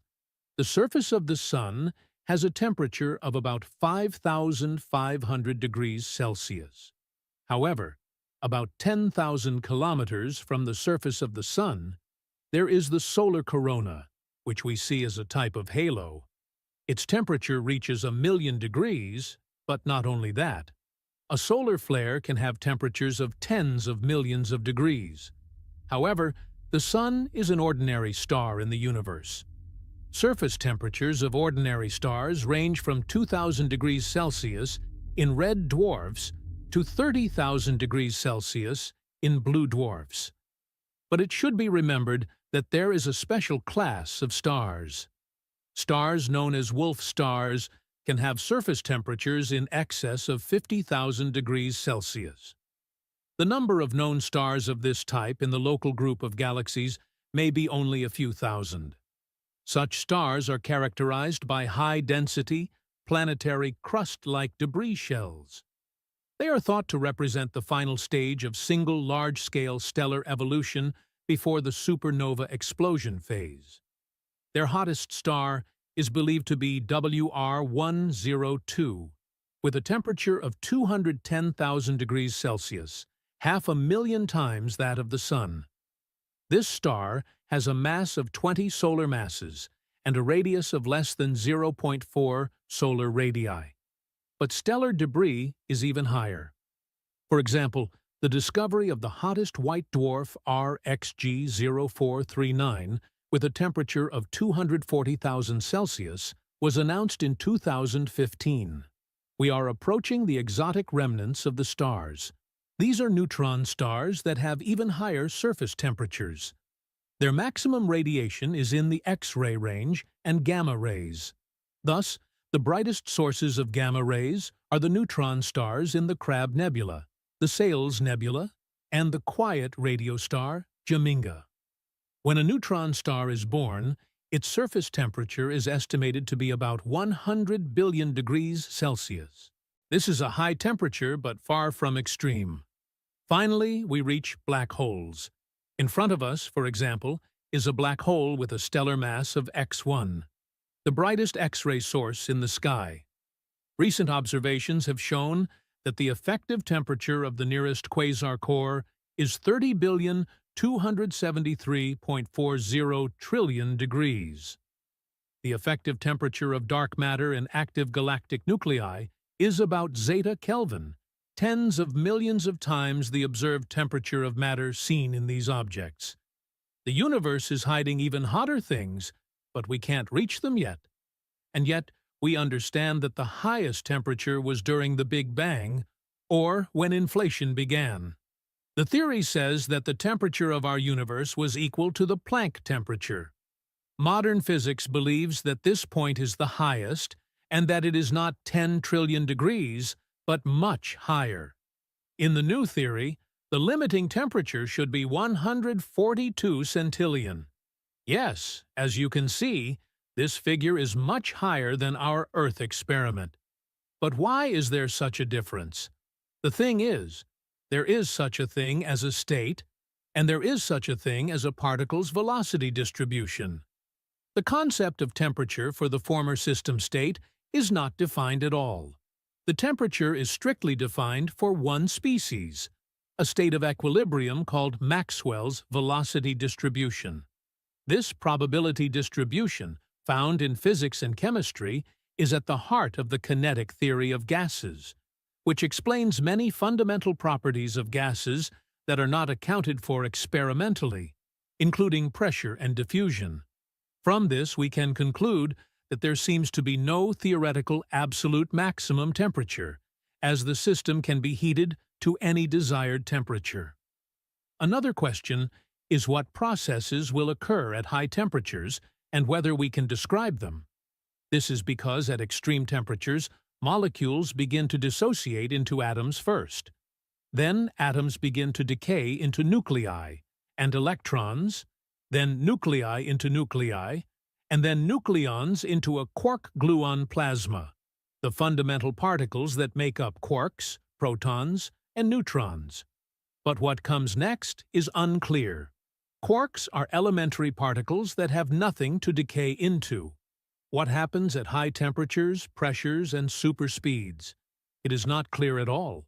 So the maximum limit should work in this case. We don't know what will happen at extreme temperatures. So the question obviously remains open. No light is visible. Invisibility is one of his most recognizable traits. We only see it when it hits our retina. Yes, we cannot see light that just passes through without reflecting anything. Imagine an empty, dust-free, completely sterile room. Before the end of the experiment, the light must not have time to reach the walls, or the walls of the room must be black to completely absorb the light. Now imagine the lantern there from the outside. That's great! You cannot see the lantern, not the lantern itself, but the light it gives off. Paradoxically, light is invisible. We can't see it up close unless it's reflected off of something. If there was something reflecting the light, even dust or water droplets, to scatter the light, we would be able to see it. But since there is nothing in the beam, and we are looking at it from the outside, his light does not reach us. If there was a second light source in the room, we could see the flashlight, but not the light it emitted. Rays of light, no matter how powerful we can get them even with a laser, pass each other as if there was nothing in their way. These considerations are included in the book The Structure of Reality by British physicist and philosopher David Deutsch, one of the founders of the concept of quantum computing. The book as a whole makes it clear that the age of grand philosophical systems is not a thing of the past. The author provides a coherent answer to one of the most fundamental philosophical questions. What is the essence of reality? Today we try and figure it out. As you move toward the observer in the reflector and back from the flashlight, the reflector will appear even smaller and even worse when only a point is visible. The question arises, is light really able to propagate infinitely in the finest rays? The answer is no. At a distance of about 10,000 kilometers from the lantern, its light would be too faint for the human eye to perceive, and an observer would see nothing. Therefore, man would see nothing but a more sensitive seeing animal. Take the frog, for example. His eyes are several times more sensitive than human eyes. This is enough to make a noticeable difference in the experiment. If the watcher were a physical frog, and he moved away from the flashlight, there would never be a moment when he lost it completely. Instead, the frog would see the flashlight begin to glow. The flashes occur at uneven intervals and will increase as the frog moves away from the flashlight. But the individual lights would not be brighter. Already 100 million kilometers from the flashlight, the frog would see only one flash per day on average, but this flash would be no less than any other flash observed at a different distance. Unfortunately, we do not know the language of frogs, which means that there will be no scientific debates with them. That is why researchers use photomultiplier tubes in real experiments. These are more sensitive light detectors than frog eyes, and reduces light through dark filters. Observing light 100 million miles from the source is somewhat problematic. However, neither the principle nor the result changes. Imperceptible darkness, uniform darkness, glare, and even brightness, no matter how dark we use the filter. This flash proves that there is a limit to the uniform distribution of light. Each flash is caused by a photon hitting the retina. Light rays are weakened not because the photons themselves are weakened, but because they are separated from each other, and the space between them increases so the light hits the retina. This property of light only occurs in discrete quantities and is called quantization, and a single piece of light, a photon, is called a quantum. Quantum theory, by the way, gets its name from this property that is attributed to all measurable physical quantities. Yes, everything that surrounds us and seems to be continuous is not. There are many different phenomena in quantum physics. Quantization is the simplest. Let's get back to our photons. You've heard many times about Thomas Young's 2.5 experiment. This experiment belongs to the general class of dual-path experiments, in which the original wave is split into two separate waves, which are then combined into one. Changing the path length of the two waves results in a phase shift, creating an interference pattern. Young's experience is the fallacy of theories that treat light only as a stream of particles.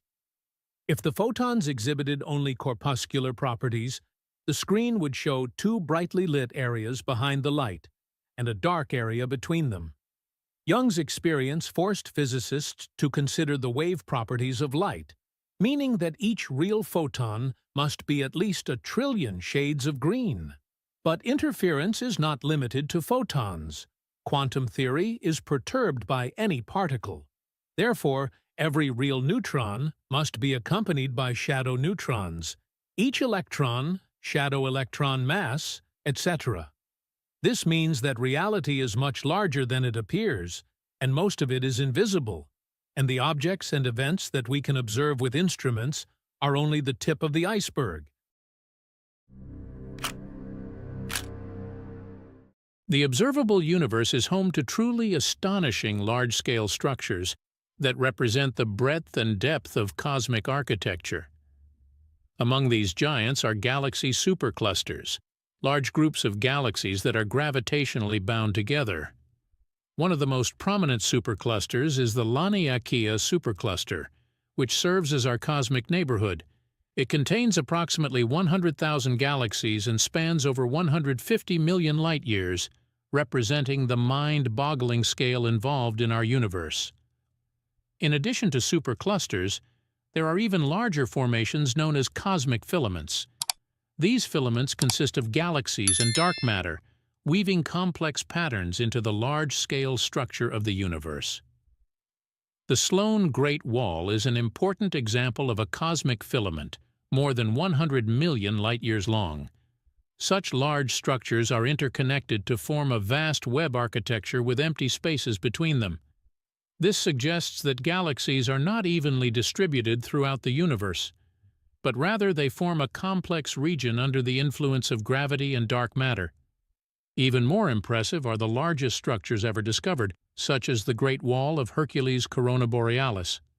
This massive supercluster measures about 10 billion light-years across and is considered the most well-known structure in the observable universe.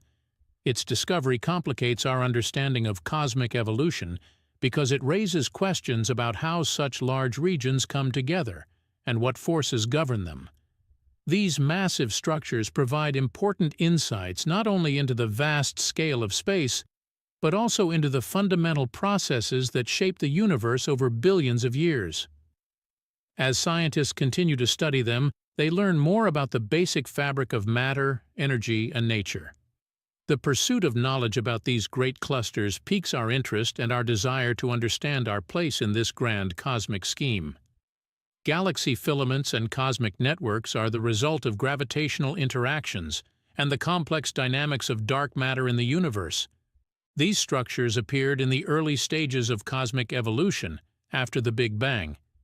As the universe cooled, matter began to clump together under the influence of gravity.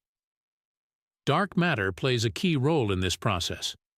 It does not interact with light, making it invisible, but its gravitational pull has a significant effect on the distribution of galaxies. Over billions of years, regions with a slightly higher density of core matter began to attract more matter, forming the seeds of galaxies and clusters. As these local gravity wells deepened, they attracted more and more material from their surroundings. This created filaments, which are long structures that look like spaceships. These filaments connect large clusters of galaxies and form the web structure that fills the universe. As the universe continues to expand, the dynamics of matter evolves. Galaxies within the filaments are attracted to each other, eventually forming clusters at their intersections. This gravitational hierarchy is surrounded by high-density large voids that contain relatively few galaxies. The interplay of filaments provides the foundation upon which the universe is structured, displaying a beautifully orchestrated spatial arrangement. Computer simulations and observational data from telescopes are further enhancing our understanding of this phenomenon. These simulations show how dark matter affects the evolution of cosmic structure.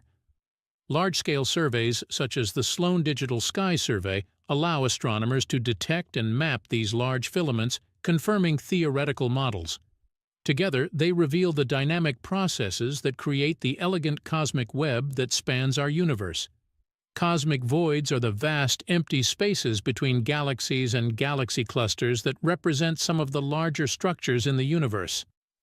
These voids can be tens to hundreds of millions of light-years across and are characterized by a lack of matter compared to denser regions. Although they appear to be devoid of galaxies, a closer inspection reveals that they are not entirely empty. They often contain faint galaxies, dark matter, and diffuse gas, albeit in much lower concentrations than their denser counterparts. The existence of these cosmic voids provides insight into the overall structure of the universe. The proliferation of voids and their surrounding filaments and clusters represent the web-like architecture of the universe, a phenomenon that reflects the influence of gravity over billions of years. Gaps are crucial to understanding cosmological evolution because they help scientists investigate the origin and nature of cosmic structure. By studying the vacuum, researchers can understand the changes in density that occurred in the early universe. Moreover, the properties of cosmic voids challenge our understanding of dark energy, the mysterious force that causes the universe to accelerate. The behavior of matter in and around voids can reveal valuable information about how dark energy affects the expansion of space. For example, observing how galaxies move in and around voids can provide information about the distribution of mass in the universe and help us understand cosmic dynamics.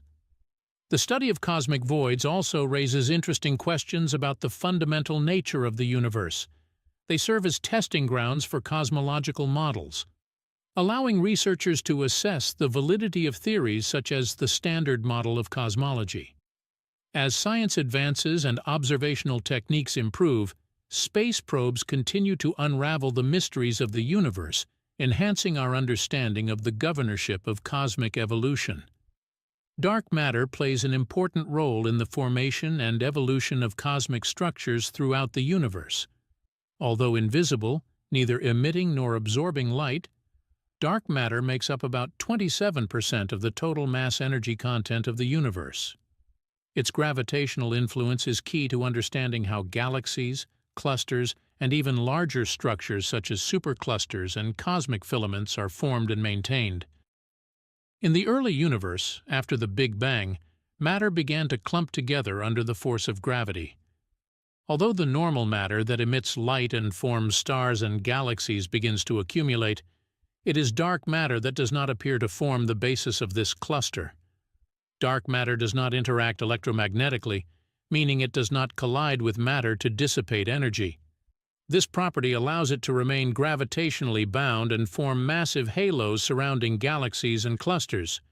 These halos act as gravitational wells, attracting ordinary matter and helping the formation of stars, galaxies, and larger structures. The processes of cosmic evolution and structure formation are closely related to the behavior of dark matter. When galaxies merge or interact, their dark matter can also collide and merge, which can lead to the growth of large galaxies and galaxy clusters. Understanding the dynamics of dark matter interactions helps scientists explain phenomena such as the rotation curves of galaxies. These curves show that stars orbiting outside galaxies are moving faster than expected based on visible matter. This suggests that there is additional invisible mass associated with dark matter. Astronomical observations and simulations of large-scale structures shed more light on the role of dark matter. By mapping the distribution of galaxies and clusters, researchers can map the corresponding distribution of dark matter. Projects such as gravitational lensing provide direct evidence of the existence and distribution of dark matter throughout the universe by measuring how light from distant objects is bent by massive structures. As researchers continue to explore the nature of dark matter, they enhance our understanding of its profound effects on the cosmic landscape and the structure of our universe. Beyond our observable universe lies a tantalizing and enigmatic realm. Although we can analyze the structures in the cosmic environment, understanding the nature of these cosmic structures is influenced by many different cosmological theories. One common idea is that the conditions surrounding these structures may vary, resulting in different formations. For example, while our universe exhibits a specific distribution of galaxies, clusters, and voids, other regions may vary in density and order, resulting in different large-scale structures. One hypothesis suggests that physical laws may differ in different regions of the universe. If fundamental constants such as gravity or the speed of light differ from our observable horizon, the evolution of cosmic structures in these regions may produce results that differ dramatically from what we witness nearby. Such changes could lead to exotic astrophysical entities or entirely new celestial shapes that defy our current understanding of physics. In addition to potential changes in physical laws, the overall geometry of spacetime is a critical factor influencing the structure of the universe. Measurements of the cosmic microwave background radiation suggest that the observable universe appears to be flat. However, if the universe is truly infinite and far beyond what we can observe, it could introduce various curvature features that could affect the development of large-scale cosmic structures.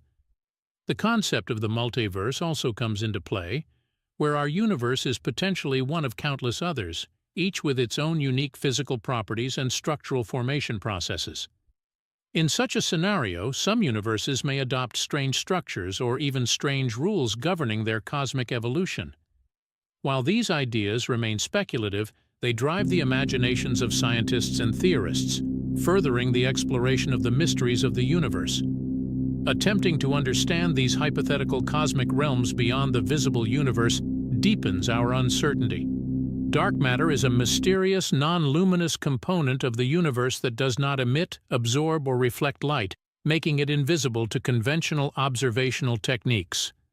Dark matter is thought to make up about 27% of the mass energy of the universe. Scientists estimate its existence based on its effects on visible matter, radiation, and the overall structure of the universe. One of the strongest lines of evidence for dark matter comes from observations of galaxy rotation curves. When astronomers measure the speed of stars orbiting in the outer regions of galaxies, these stars move much faster than expected based on the gravitational effects of visible matter such as stars and gas. According to Newtonian physics, they should show a decreasing velocity as they move away from the galactic center. However, the observed velocity remains constant, indicating that the galactic halo contains more mass than can be accounted for by stars and gas alone, possibly in the form of dark matter. Another important piece of evidence comes from gravitational lensing, the phenomenon in which light from distant galaxies is bent by the gravitational pull of large foregrounds such as galaxy clusters. Observations show that the amount of bending goes beyond that which depends only on the apparent mass. This inconsistency suggests that there is additional invisible mass that exhibits gravitational pull, consistent with the presence of dark matter. Moreover, the distribution of galaxies in the universe follows a web structure under the influence of dark matter. Cosmic structure formation simulations involving dark matter agree closely with observations of the large-scale structure of the universe, such as galaxy clusters and voids. These models suggest that dark matter acts as clusters of visible matter that guide the formation of galaxies and other cosmic structures. The exact nature of dark matter remains a deep mystery, and various candidates have been proposed, such as non-massive particles. Research is ongoing, using cutting-edge technologies and experiments aimed at directly or indirectly detecting dark matter. The search for dark matter is important because it not only holds the key to understanding the composition of the universe, but also informs the fundamental laws that govern the cosmos. Dark matter has a profound effect on galaxy formation and the overall architecture of the universe. Its gravitational properties are important in shaping the large-scale structure we observe in the universe today. In the early universe, shortly after the Big Bang, dark matter began to clump together, forming massive halos that provided a gravitational field within which ordinary matter could gather. This high concentration of dark matter created gravity wells that attracted gas, dust, and other simple matter, facilitating the birth of galaxies. As galaxies form, their dark matter plays an important role in determining their size, mass, and rotation speed. Dark matter helps maintain the stability of galaxies by providing additional gravitational pull only with visible matter. This stability is particularly important because the forces at play during galaxy formation are enormous, and the gravitational pull of dark matter allows complex structures to form that do not collapse under their own dynamics. When galaxies interact or merge, the dynamics of their dark matter has a significant impact on the outcome of these events. For example, during a merger between two galaxies, their dark matter halos can collide and merge with visible matter. This interaction can lead to the formation of larger galaxies, which often exhibit different properties compared to smaller ones. This merger process is a critical aspect of galaxy evolution, contributing to the development of cosmic structures throughout the universe. On a larger scale, dark matter represents the overall distribution and motion of galaxies. The gravitational influence of dark matter creates the structure of the cosmic web, where galaxies and clusters form along filaments and nodes with large gaps between them. This gravitational network shows how dark matter organizes space and affects the motion of galaxies over time, shaping the dynamic behavior of galaxies and clusters as they move through the evolving universe. Dark matter is more than just a facilitator of cosmic evolution. It serves as the primary force driving the formation and construction of galaxies and the larger cosmos. The search for dark matter particles has led scientists to propose several interesting candidates, each from a different theoretical background in particle physics and cosmology. One of the most widely studied candidates is the weakly interacting massive particle, often abbreviated as WIMP. WIMPs are predicted to have masses on the order of hundreds of GeV or giga-electron volts and interact with the weak nuclear force and gravity. The theory postulates that they were produced in large quantities in the early moments after the Big Bang. Direct detection of WIMPs will be difficult due to their weak interactions, but some experiments aim to observe scattering events with potential matter. Another promising category of dark matter candidates is the hypothetical elementary particle proposed to solve problems related to quantum chromodynamics. Particles are light, slow-moving particles that can make up a large portion of dark matter. They will interact very weakly with other particles, effectively repelling them. Researchers are exploring the potential for detecting axons through experiments that look for them to convert into photons when exposed to strong magnetic fields. There are also supersymmetric particles, which arise from theories that extend the standard model of particle physics. In these models, each elementary particle has different properties. Candidates from supersymmetry, such as neutralinos, have the necessary properties to account for dark matter. Their stability and interactions governed by the weak force make them strong candidates in some theoretical frameworks. Finally, supermassive black holes provide an alternative explanation for dark matter. These would arise from changes in density in the larger universe, potentially accounting for the effects of dark matter through gravitational interactions. Although this theory differs from ordinary particle candidates, it remains a point of active research given the complexity of cosmological evolution. These candidates bring together the various approaches taken to solve the dark matter enigma. Ongoing experiments are designed to detect or rule out these possibilities, improving our understanding not only of dark matter, but of the fundamental physics of the universe. Each approach promises to advance scientific knowledge and may lead to profound discoveries about the composition of the universe and the laws that govern it. Dark energy is an enigmatic form of energy that permeates all of space and is responsible for the observed acceleration of the universe.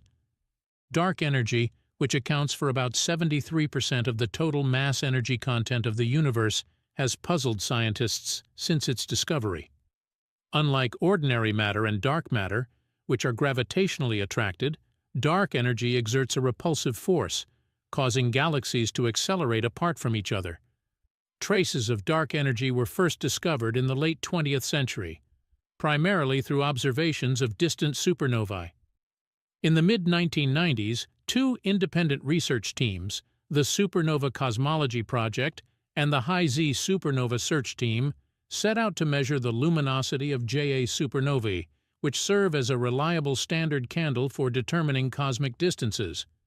By observing these supernovae, teams would discover that the universe's expansion is slowing due to gravity. However, their data showed a surprising result. The supernova appeared darker than expected, indicating that they were farther away than previously thought. This led researchers to conclude that the expansion of the universe is accelerating rather than slowing down. The key to understanding this acceleration lies in the concept of dark energy. To explain the observations, scientists introduced dark energy as the driving force behind the accelerated expansion. Various theoretical frameworks have been proposed to describe dark energy, one of the most famous models of the cosmological constant. The cosmological constant, proposed by Albert Einstein at the beginning of the 20th century, simultaneously complements the energy density. This reflects the idea that as the universe expands, the energy density remains constant. Other theories have emerged, including quintessence, which suggests that the density of dark energy may change over time. Despite these various models, the true nature of dark energy remains elusive. Observations of the cosmic microwave background, the large-scale structure of the universe, and other astrophysical phenomena have helped improve our understanding of dark energy. Ongoing research continues to investigate this mysterious substance, as unraveling its nature could shed light on fundamental aspects of the universe and the ultimate fate of cosmic evolution. Dark energy plays an important role in the future of the universe, primarily because of its role in the accelerated expansion observed over the past few billion years. As dark energy continues to exert its influence, it shapes potential scenarios for the ultimate fate of the universe.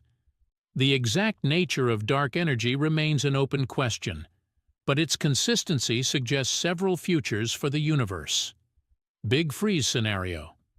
In this model, as the universe expands at a rate controlled by dark energy, galaxies gradually fade away from our observable horizon. Over large timescales, star formation will slow down, leading to an increasingly cold and dark growing universe. Existing stars will run out of nuclear fuel, and without new stars forming, most of the matter will remain in the form of black holes and white dwarfs.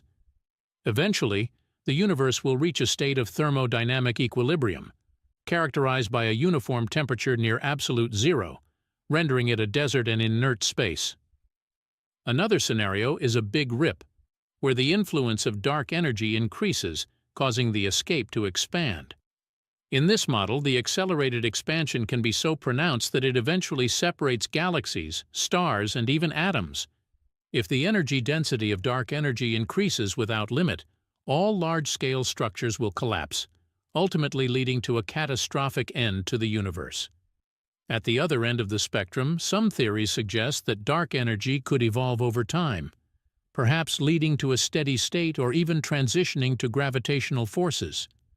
This change could reverse the current acceleration of cosmic expansion, allowing galaxies to merge and form larger structures, leading to a cyclical pattern of cosmic evolution.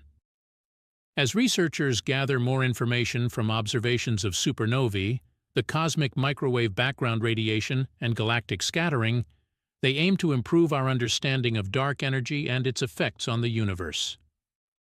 Each of these potential destinies points to the complex relationship between dark energy and the cosmos, revealing how this mysterious force can ultimately shape evolution and the fate of everything within it.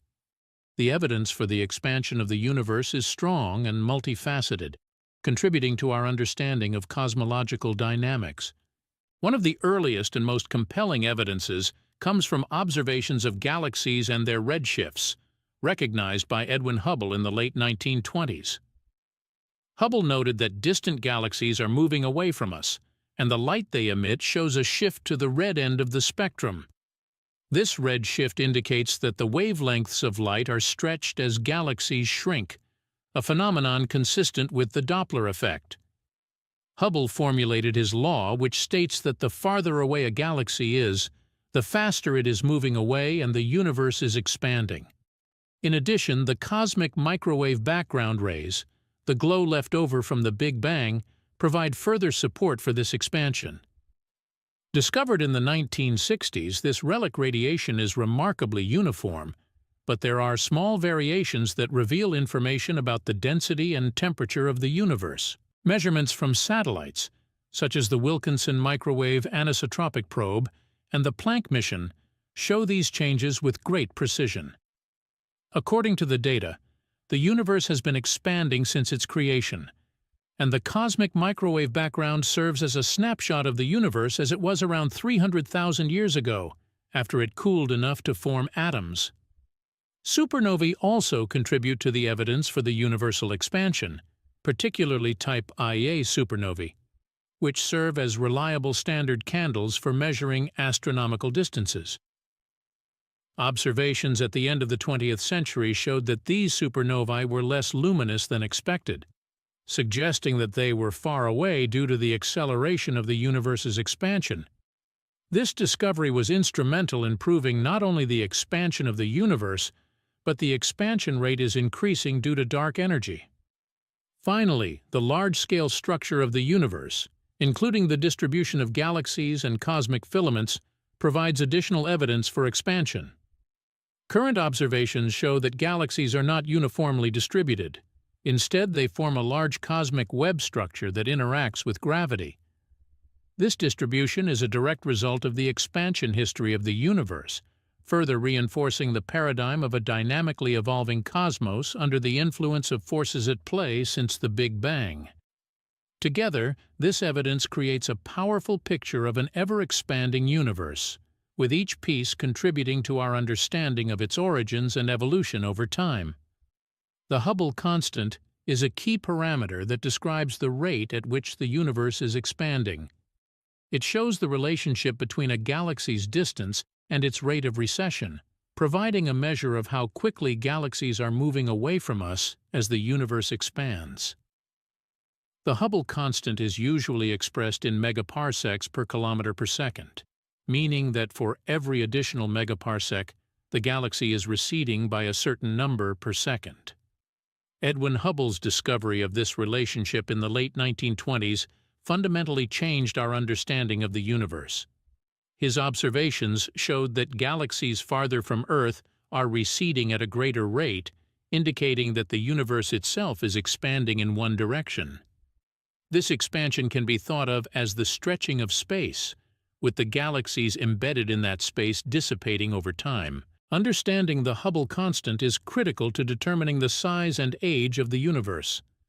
By measuring the recession velocities of different galaxies and their distances using methods such as standard candlestick or redshift measurements, astronomers can calculate the Hubble constant.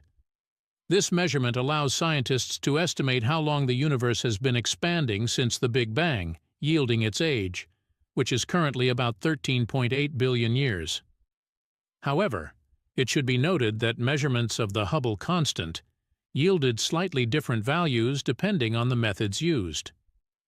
Planck satellite observations measuring the cosmic microwave background radiation suggest a certain value for the Hubble constant, while measurements from large surveys of supernovae and galaxy distributions provide larger values. This discrepancy has led to debate and research in the field of cosmology, as scientists seek to reconcile these differences and better understand the underlying physics of the universe's expansion.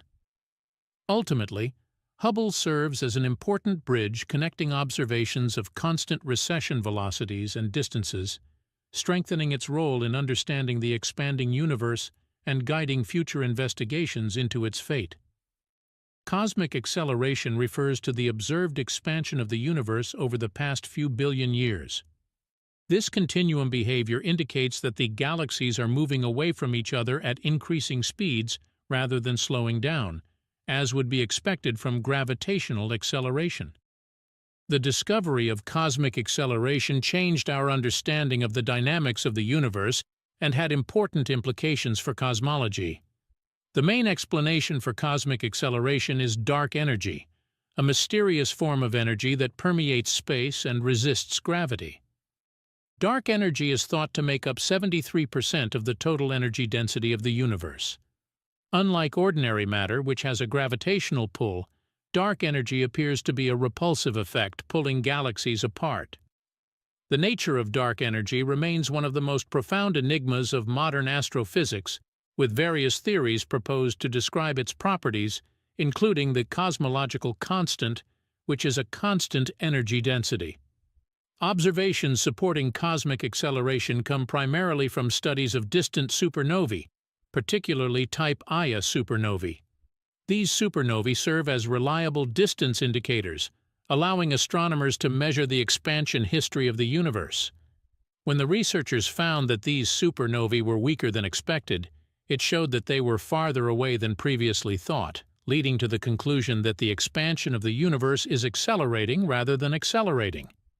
Another piece of evidence for cosmic acceleration is observations of the cosmic microwave background radiation and large-scale structure. Measurements of changes in the cosmic microwave background after the Big Bang provide insight into the density and composition of the early universe.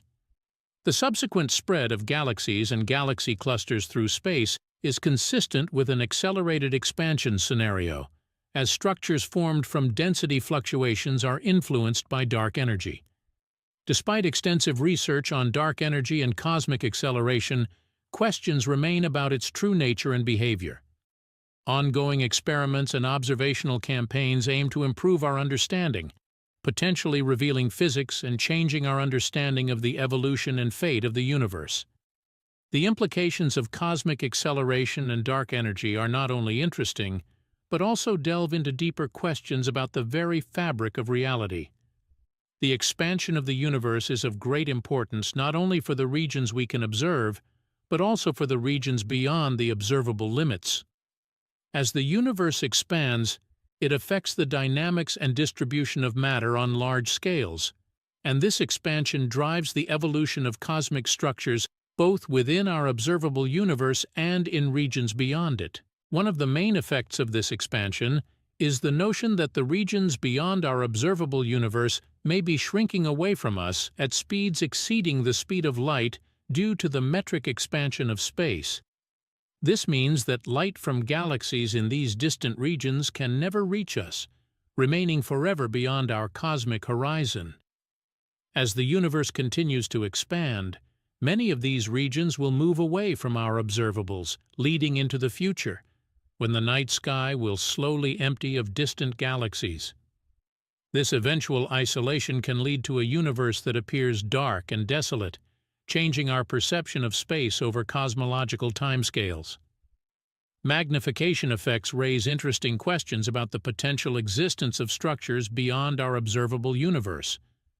While we cannot directly observe these regions, theoretical models suggest that they may contain galaxies, clusters, and cosmic filaments similar to our observable limits. However, these structures evolve differently depending on local conditions, gravitational interactions, and dark energy distribution. Such changes may mean that the universe we see is not just an extension of what we can observe, but may offer unique features. In addition, the rate of expansion can affect the fate of the universe. If the properties of the dark model change, as some models suggest, this could lead to very different cosmic scenarios in the observable and unobservable regions of the universe. For example, if dark energy becomes stronger, it could lead to Big Rip-like scenarios where cosmic structures are disrupted, even affecting the integrity of the farthest reaches of space. Ultimately, as scientists continue to study the fundamental laws governing the expansion of the universe, our understanding of its consequences will be near and far. Uncharted regions of the universe may hold secrets that defy our understanding and help us understand the fabric of reality, even if we never see it with our own eyes. The ultimate fate of the universe is a topic of great intrigue among cosmologists, with prevailing theories suggesting several potential scenarios based on the expansion of the universe and the nature of dark energy. As the universe continues to expand, it will push galaxies further apart. This expansion, driven by dark energy, is accelerating over time, leading to the possibility of a superfreeze.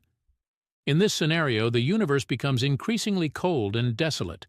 Stars run out of fuel and galaxies recede until they fall into obscurity.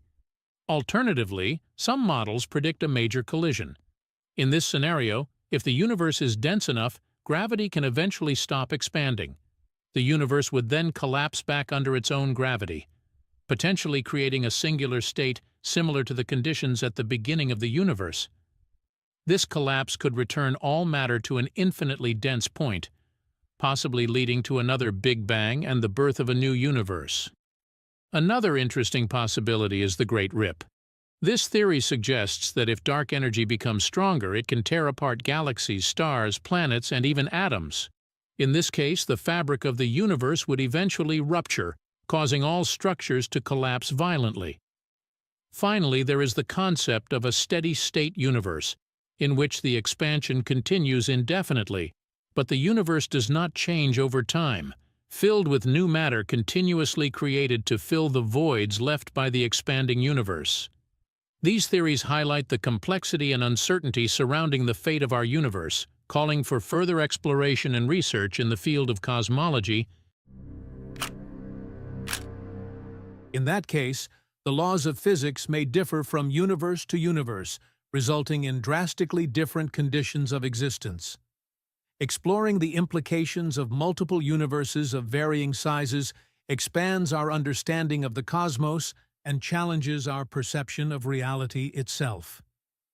It promotes discussion about the nature of existence, the fine-tuning of physical laws, and the potential for alternative life forms in the larger landscape of the multiverse.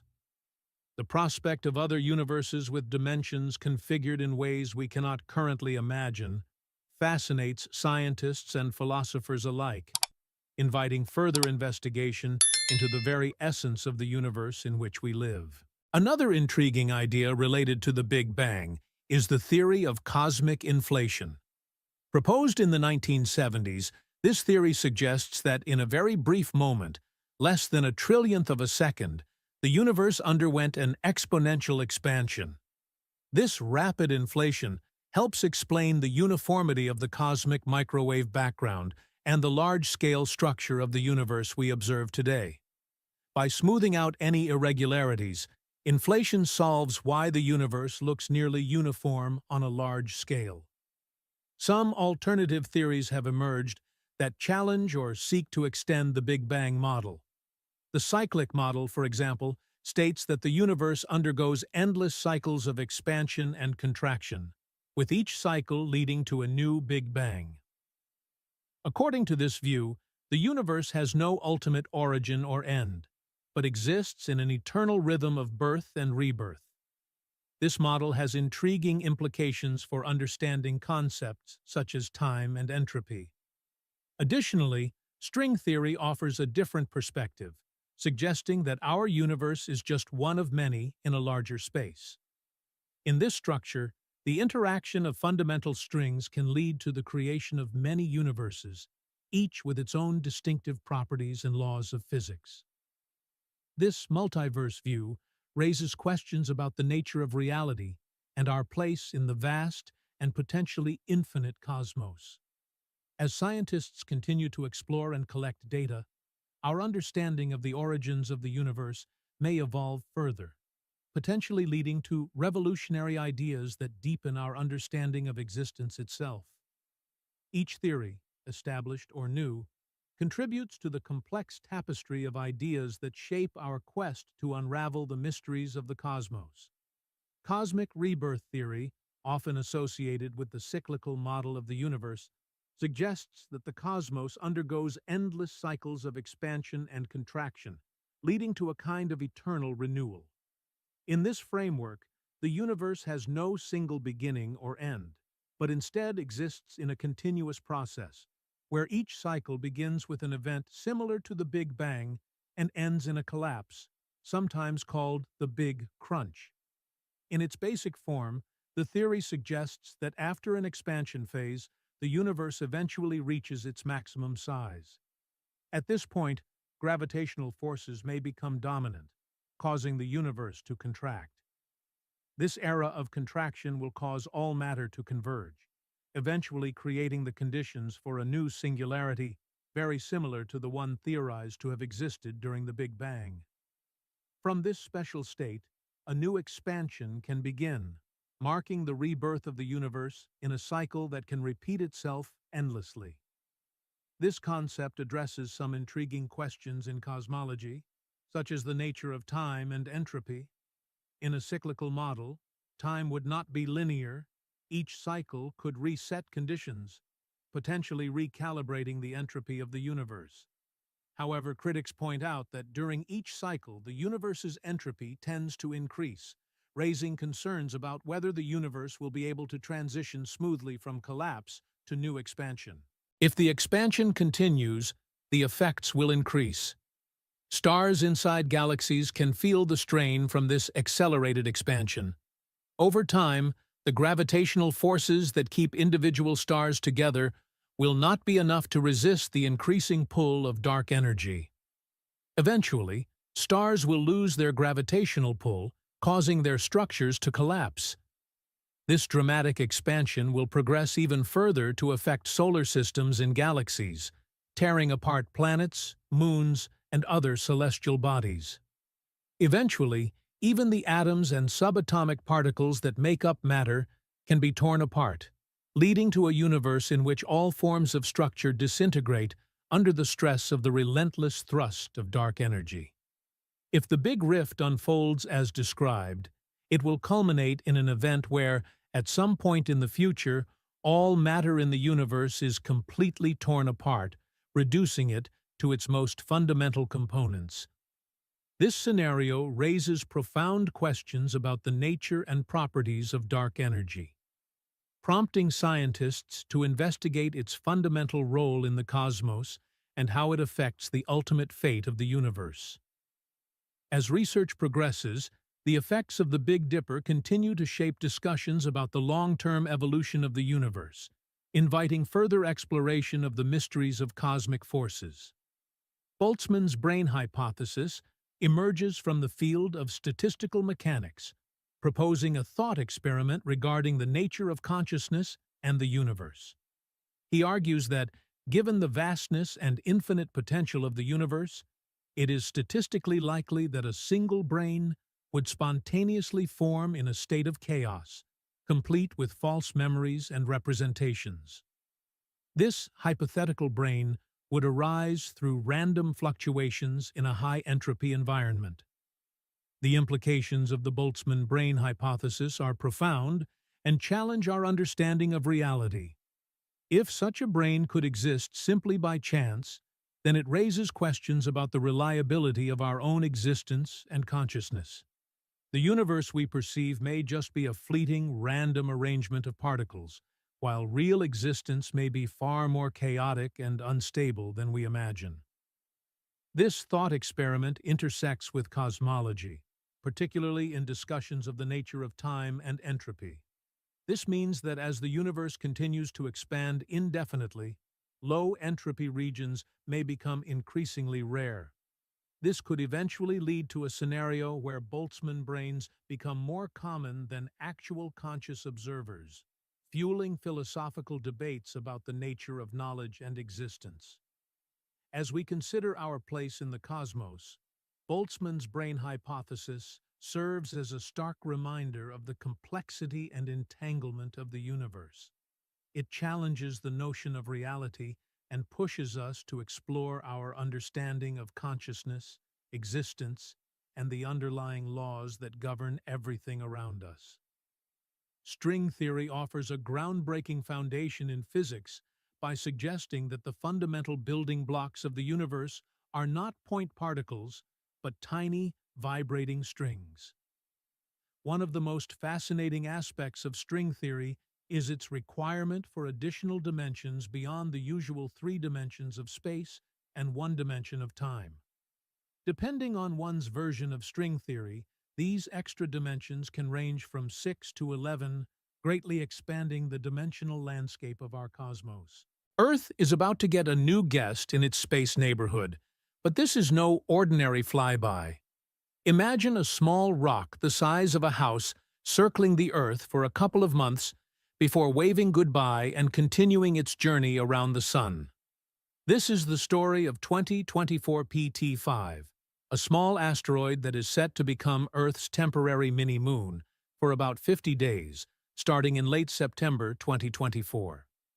In this video, we'll explore what makes this mini-moon so special, delve into the science behind its temporary takeover of Earth, explore the implications of such events for protecting the planet, and see what we can learn from studying these fleeting space visitors. Discovered in August 2024 by the Atlas Asteroid Collision Warning System, 2024 PT5 is a small asteroid about 10 meters in diameter that has been identified as a potential mini-moon for Earth. Atlas is a state-of-the-art automated system designed to detect asteroids that could threaten our planet. Its rapid detection allows astronomers to quickly calculate the asteroid's path and assess potential risks. In the case of 2024 PT5, the analysis revealed the unexpected and encouraging news that this small asteroid is not on a collision course with Earth. Instead, it will be briefly captured by Earth's gravity, turning into a temporary mini-moon. What makes it particularly interesting is its size and trajectory. At only 10 meters across, it is relatively small compared to the larger asteroids that often make headlines. However, It is this small size that makes it more susceptible to temporary capture by Earth's gravity. Unlike larger asteroids, which fly past Earth at high speed and continue their orbit around the Sun, smaller objects like this one can be caught by the gravitational tug-of-war. This tug-of-war results in a temporary capture, creating what is often referred to as a mini-moon. This asteroid probably comes from the Arjuna asteroid group, which consists of small asteroids with orbits around the Sun very similar to Earth's. These asteroids, due to their proximity and orbital patterns, are more likely to fall under the gravitational pull of Earth. Scientists have determined that 2024 PT5 is a natural object, not space debris, which is important because it means that its trajectory is not affected by the forces that affect man-made objects in space, such as solar radiation pressure or atmospheric drag. This natural orbit makes it an ideal candidate for a temporary mini-moon. Understanding the nature of 2024 PT5 is critical for several reasons. First, it provides a rare opportunity to closely study a near-Earth object, even if only for a short period. Second, such events serve as valuable test cases for improving our asteroid detection and tracking systems. When we talk about Earth capturing an asteroid, we're really talking about a delicate balance of power. In particular, the gravitational attraction of the Earth and the Moon combined with the speed of the asteroid itself. One possibility is that the geometry of higher dimensions may affect the behavior of gravitational waves. These waves, caused by catastrophic cosmic events such as black hole mergers, crisscross the fabric of space-time. If there are additional dimensions, they can provide new paths for these waves, affecting their propagation and detection.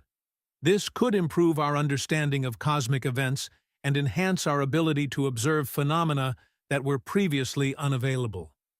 Given the expansion of the universe, these extra dimensions could also change our understanding of dark energy, the mysterious force driving the universe's accelerated expansion. If higher dimensions interact with known forces in unexpected ways, this could lead to different effects on the rate of cosmic expansion and potentially shed light on the nature of dark energy itself. By exploring how these extra dimensions connect to our own, scientists could find ways to explain the accelerating expansion of the universe.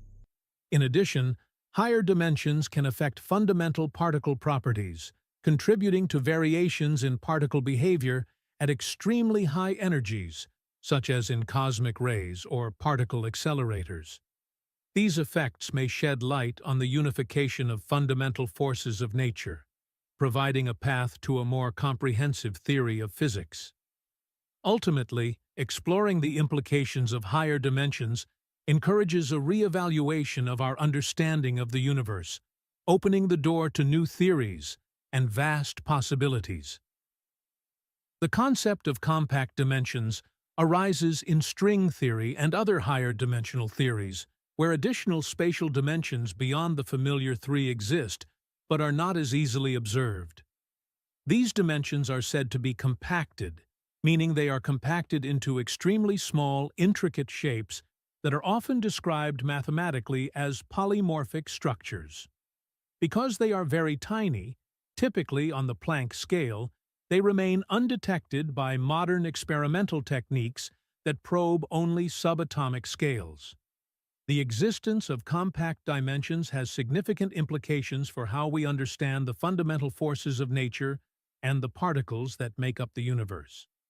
In this framework, the specific topology or shape of compacted dimensions affects particle properties such as mass and charge. Different compactifications can lead to different physical scenarios, potentially explaining why some particles appear in our universe and others do not. Each unique compaction has its own set of fundamental particles and interactions, suggesting that the characteristics of our universe may be shaped by the way these extra dimensions are configured.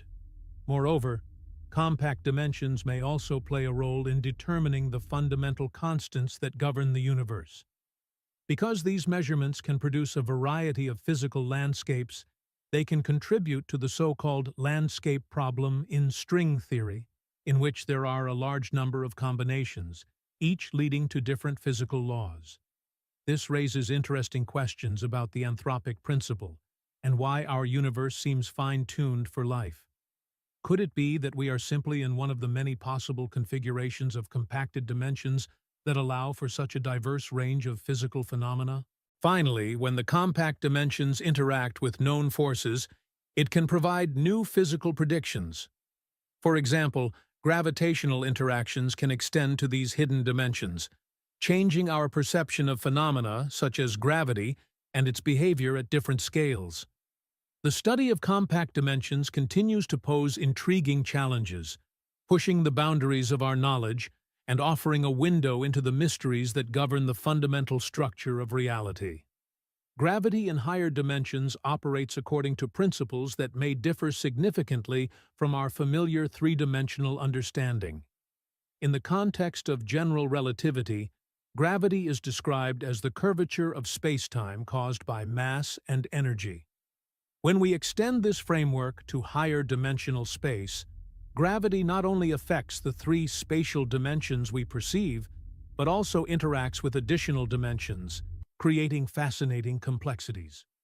In higher dimensional theories, such as string theories, the presence of extra dimensions can change the behavior of the gravitational force.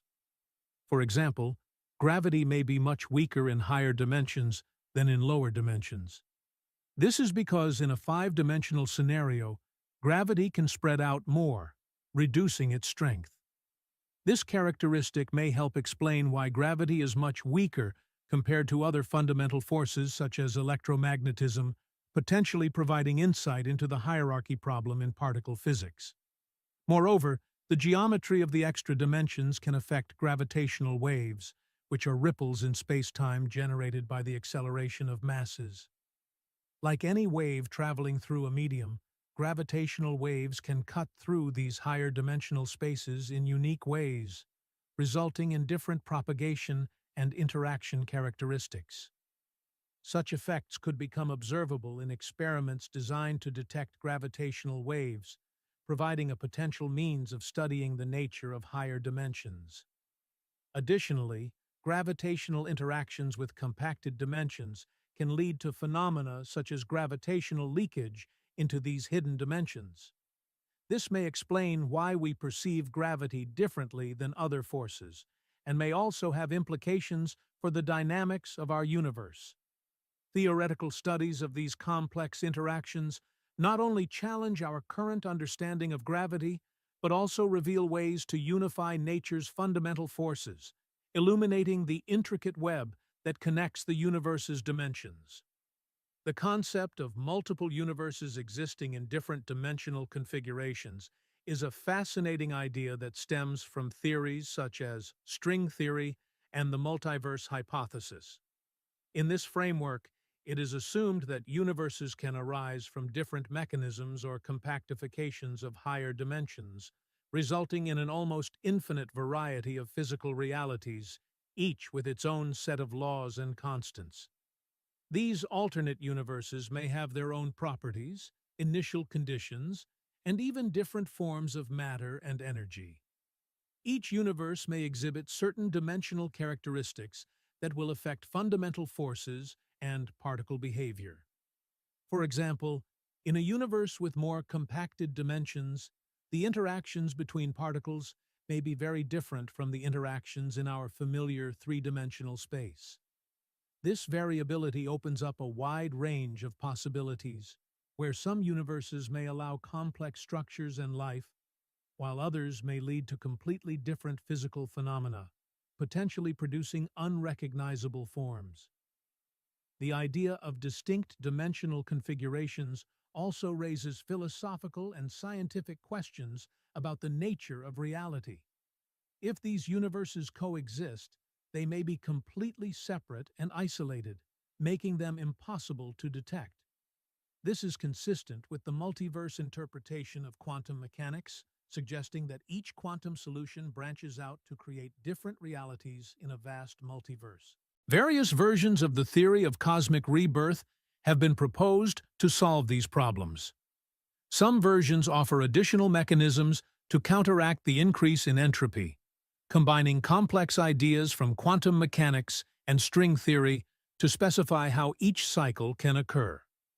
Moreover, these models emphasize the possibility of new physical processes or phenomena occurring with each cycle, which may lead to different physical laws or states in the reborn universe.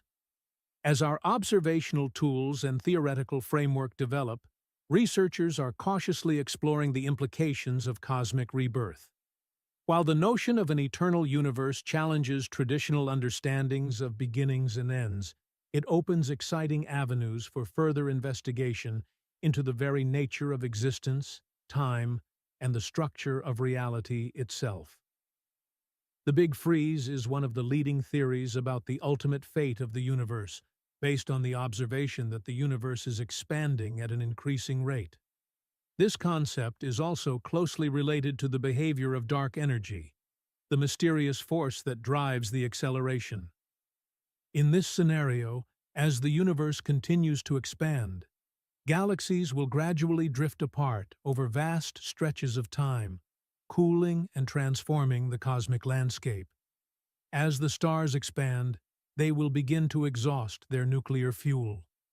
In 1 to 2 trillion years, most of the stars will have burned out, leading to a universe filled mostly with white dwarfs, neutron stars, and black holes. The stellar objects that remain will be dimmer and hotter at first, but eventually fade into cold remnants. Over an incredibly long period of time, the light and energy produced during star formation will have greatly diminished, leaving the universe in a dark, cold state. During the Big Freeze, the temperature of the universe will approach absolute zero as the galaxies recede into the vast void of space. Quantum fluctuations may still cause random interactions, but the overall space environment will become increasingly desolate.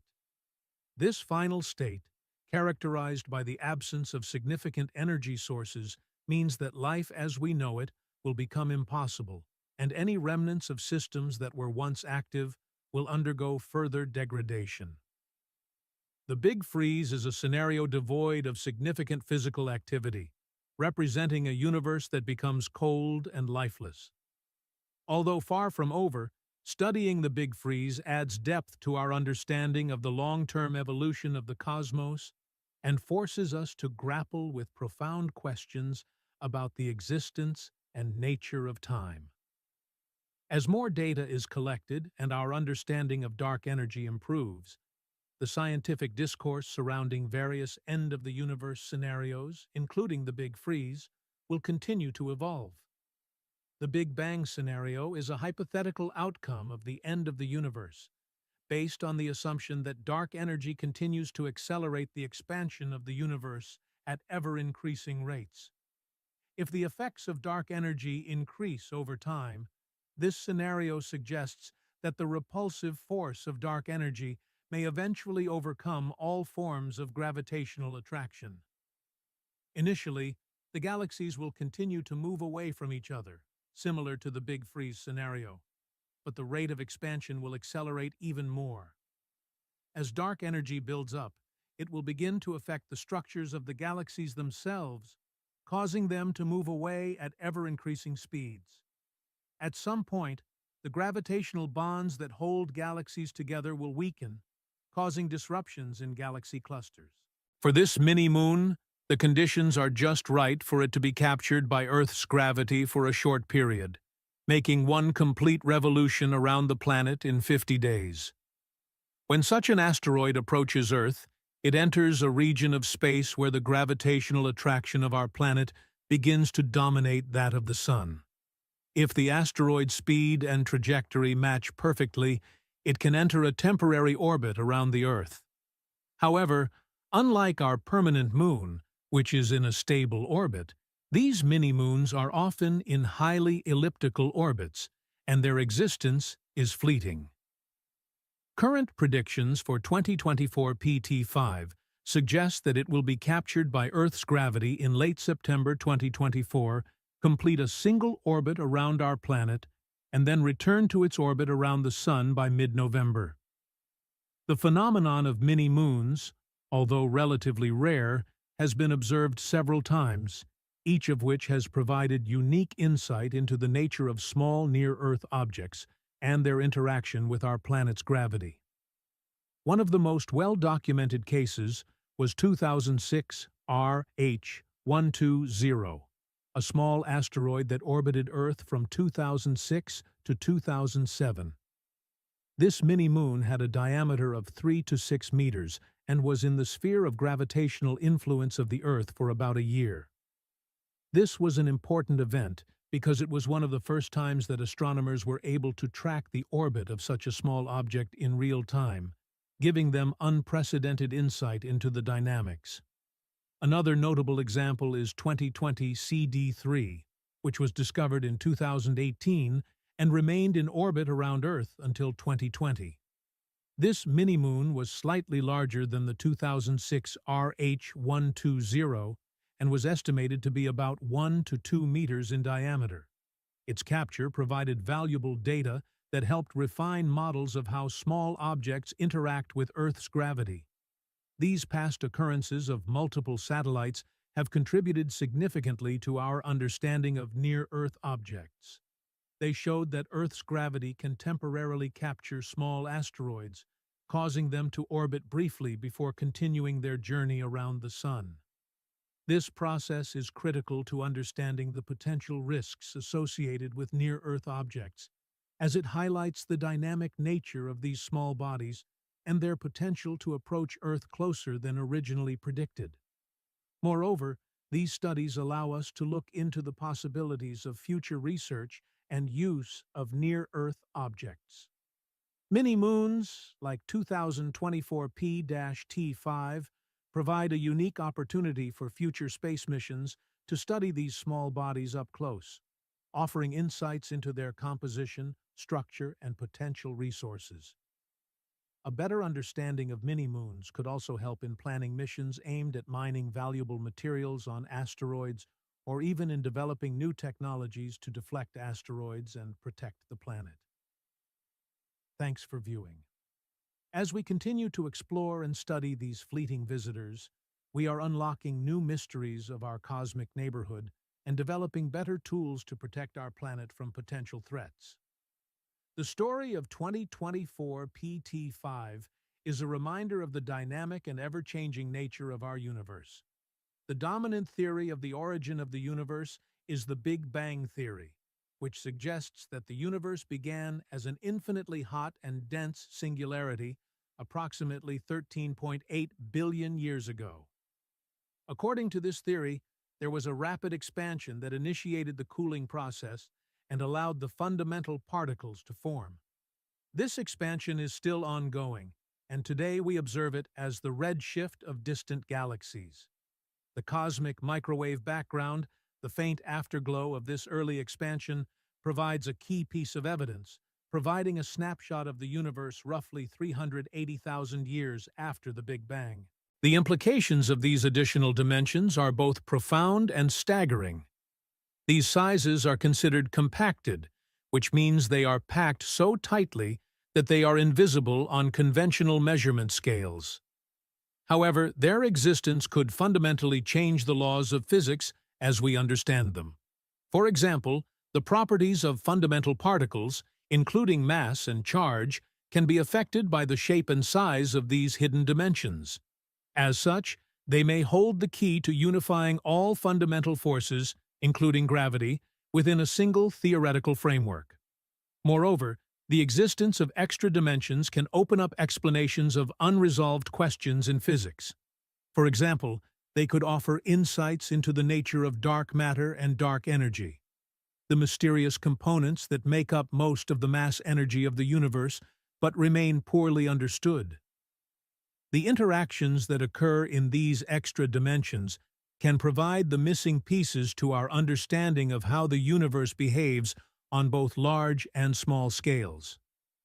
Finally, exploring the implications of string theory's extra dimensions opens up imaginative possibilities, such as the existence of parallel universes or alternate realities. It has plagued scientists and philosophers, inspiring us to rethink our concepts of reality and existence. Delving into these extra dimensions could revolutionize not only our understanding of physics, but our understanding of the universe in which we live. Higher dimensions, theories such as string theory suggest, can have a profound effect on the very structure of the universe and its large-scale structure. In a typical three-dimensional space, gravitational and electromagnetic forces operate within a limited framework. However, with additional dimensions, the interaction of these forces can undergo significant changes, which can lead to new forms of matter and energy. These dimensions can influence additional gravitational interactions that affect the formation and evolution of celestial bodies such as stars, galaxies, and clusters.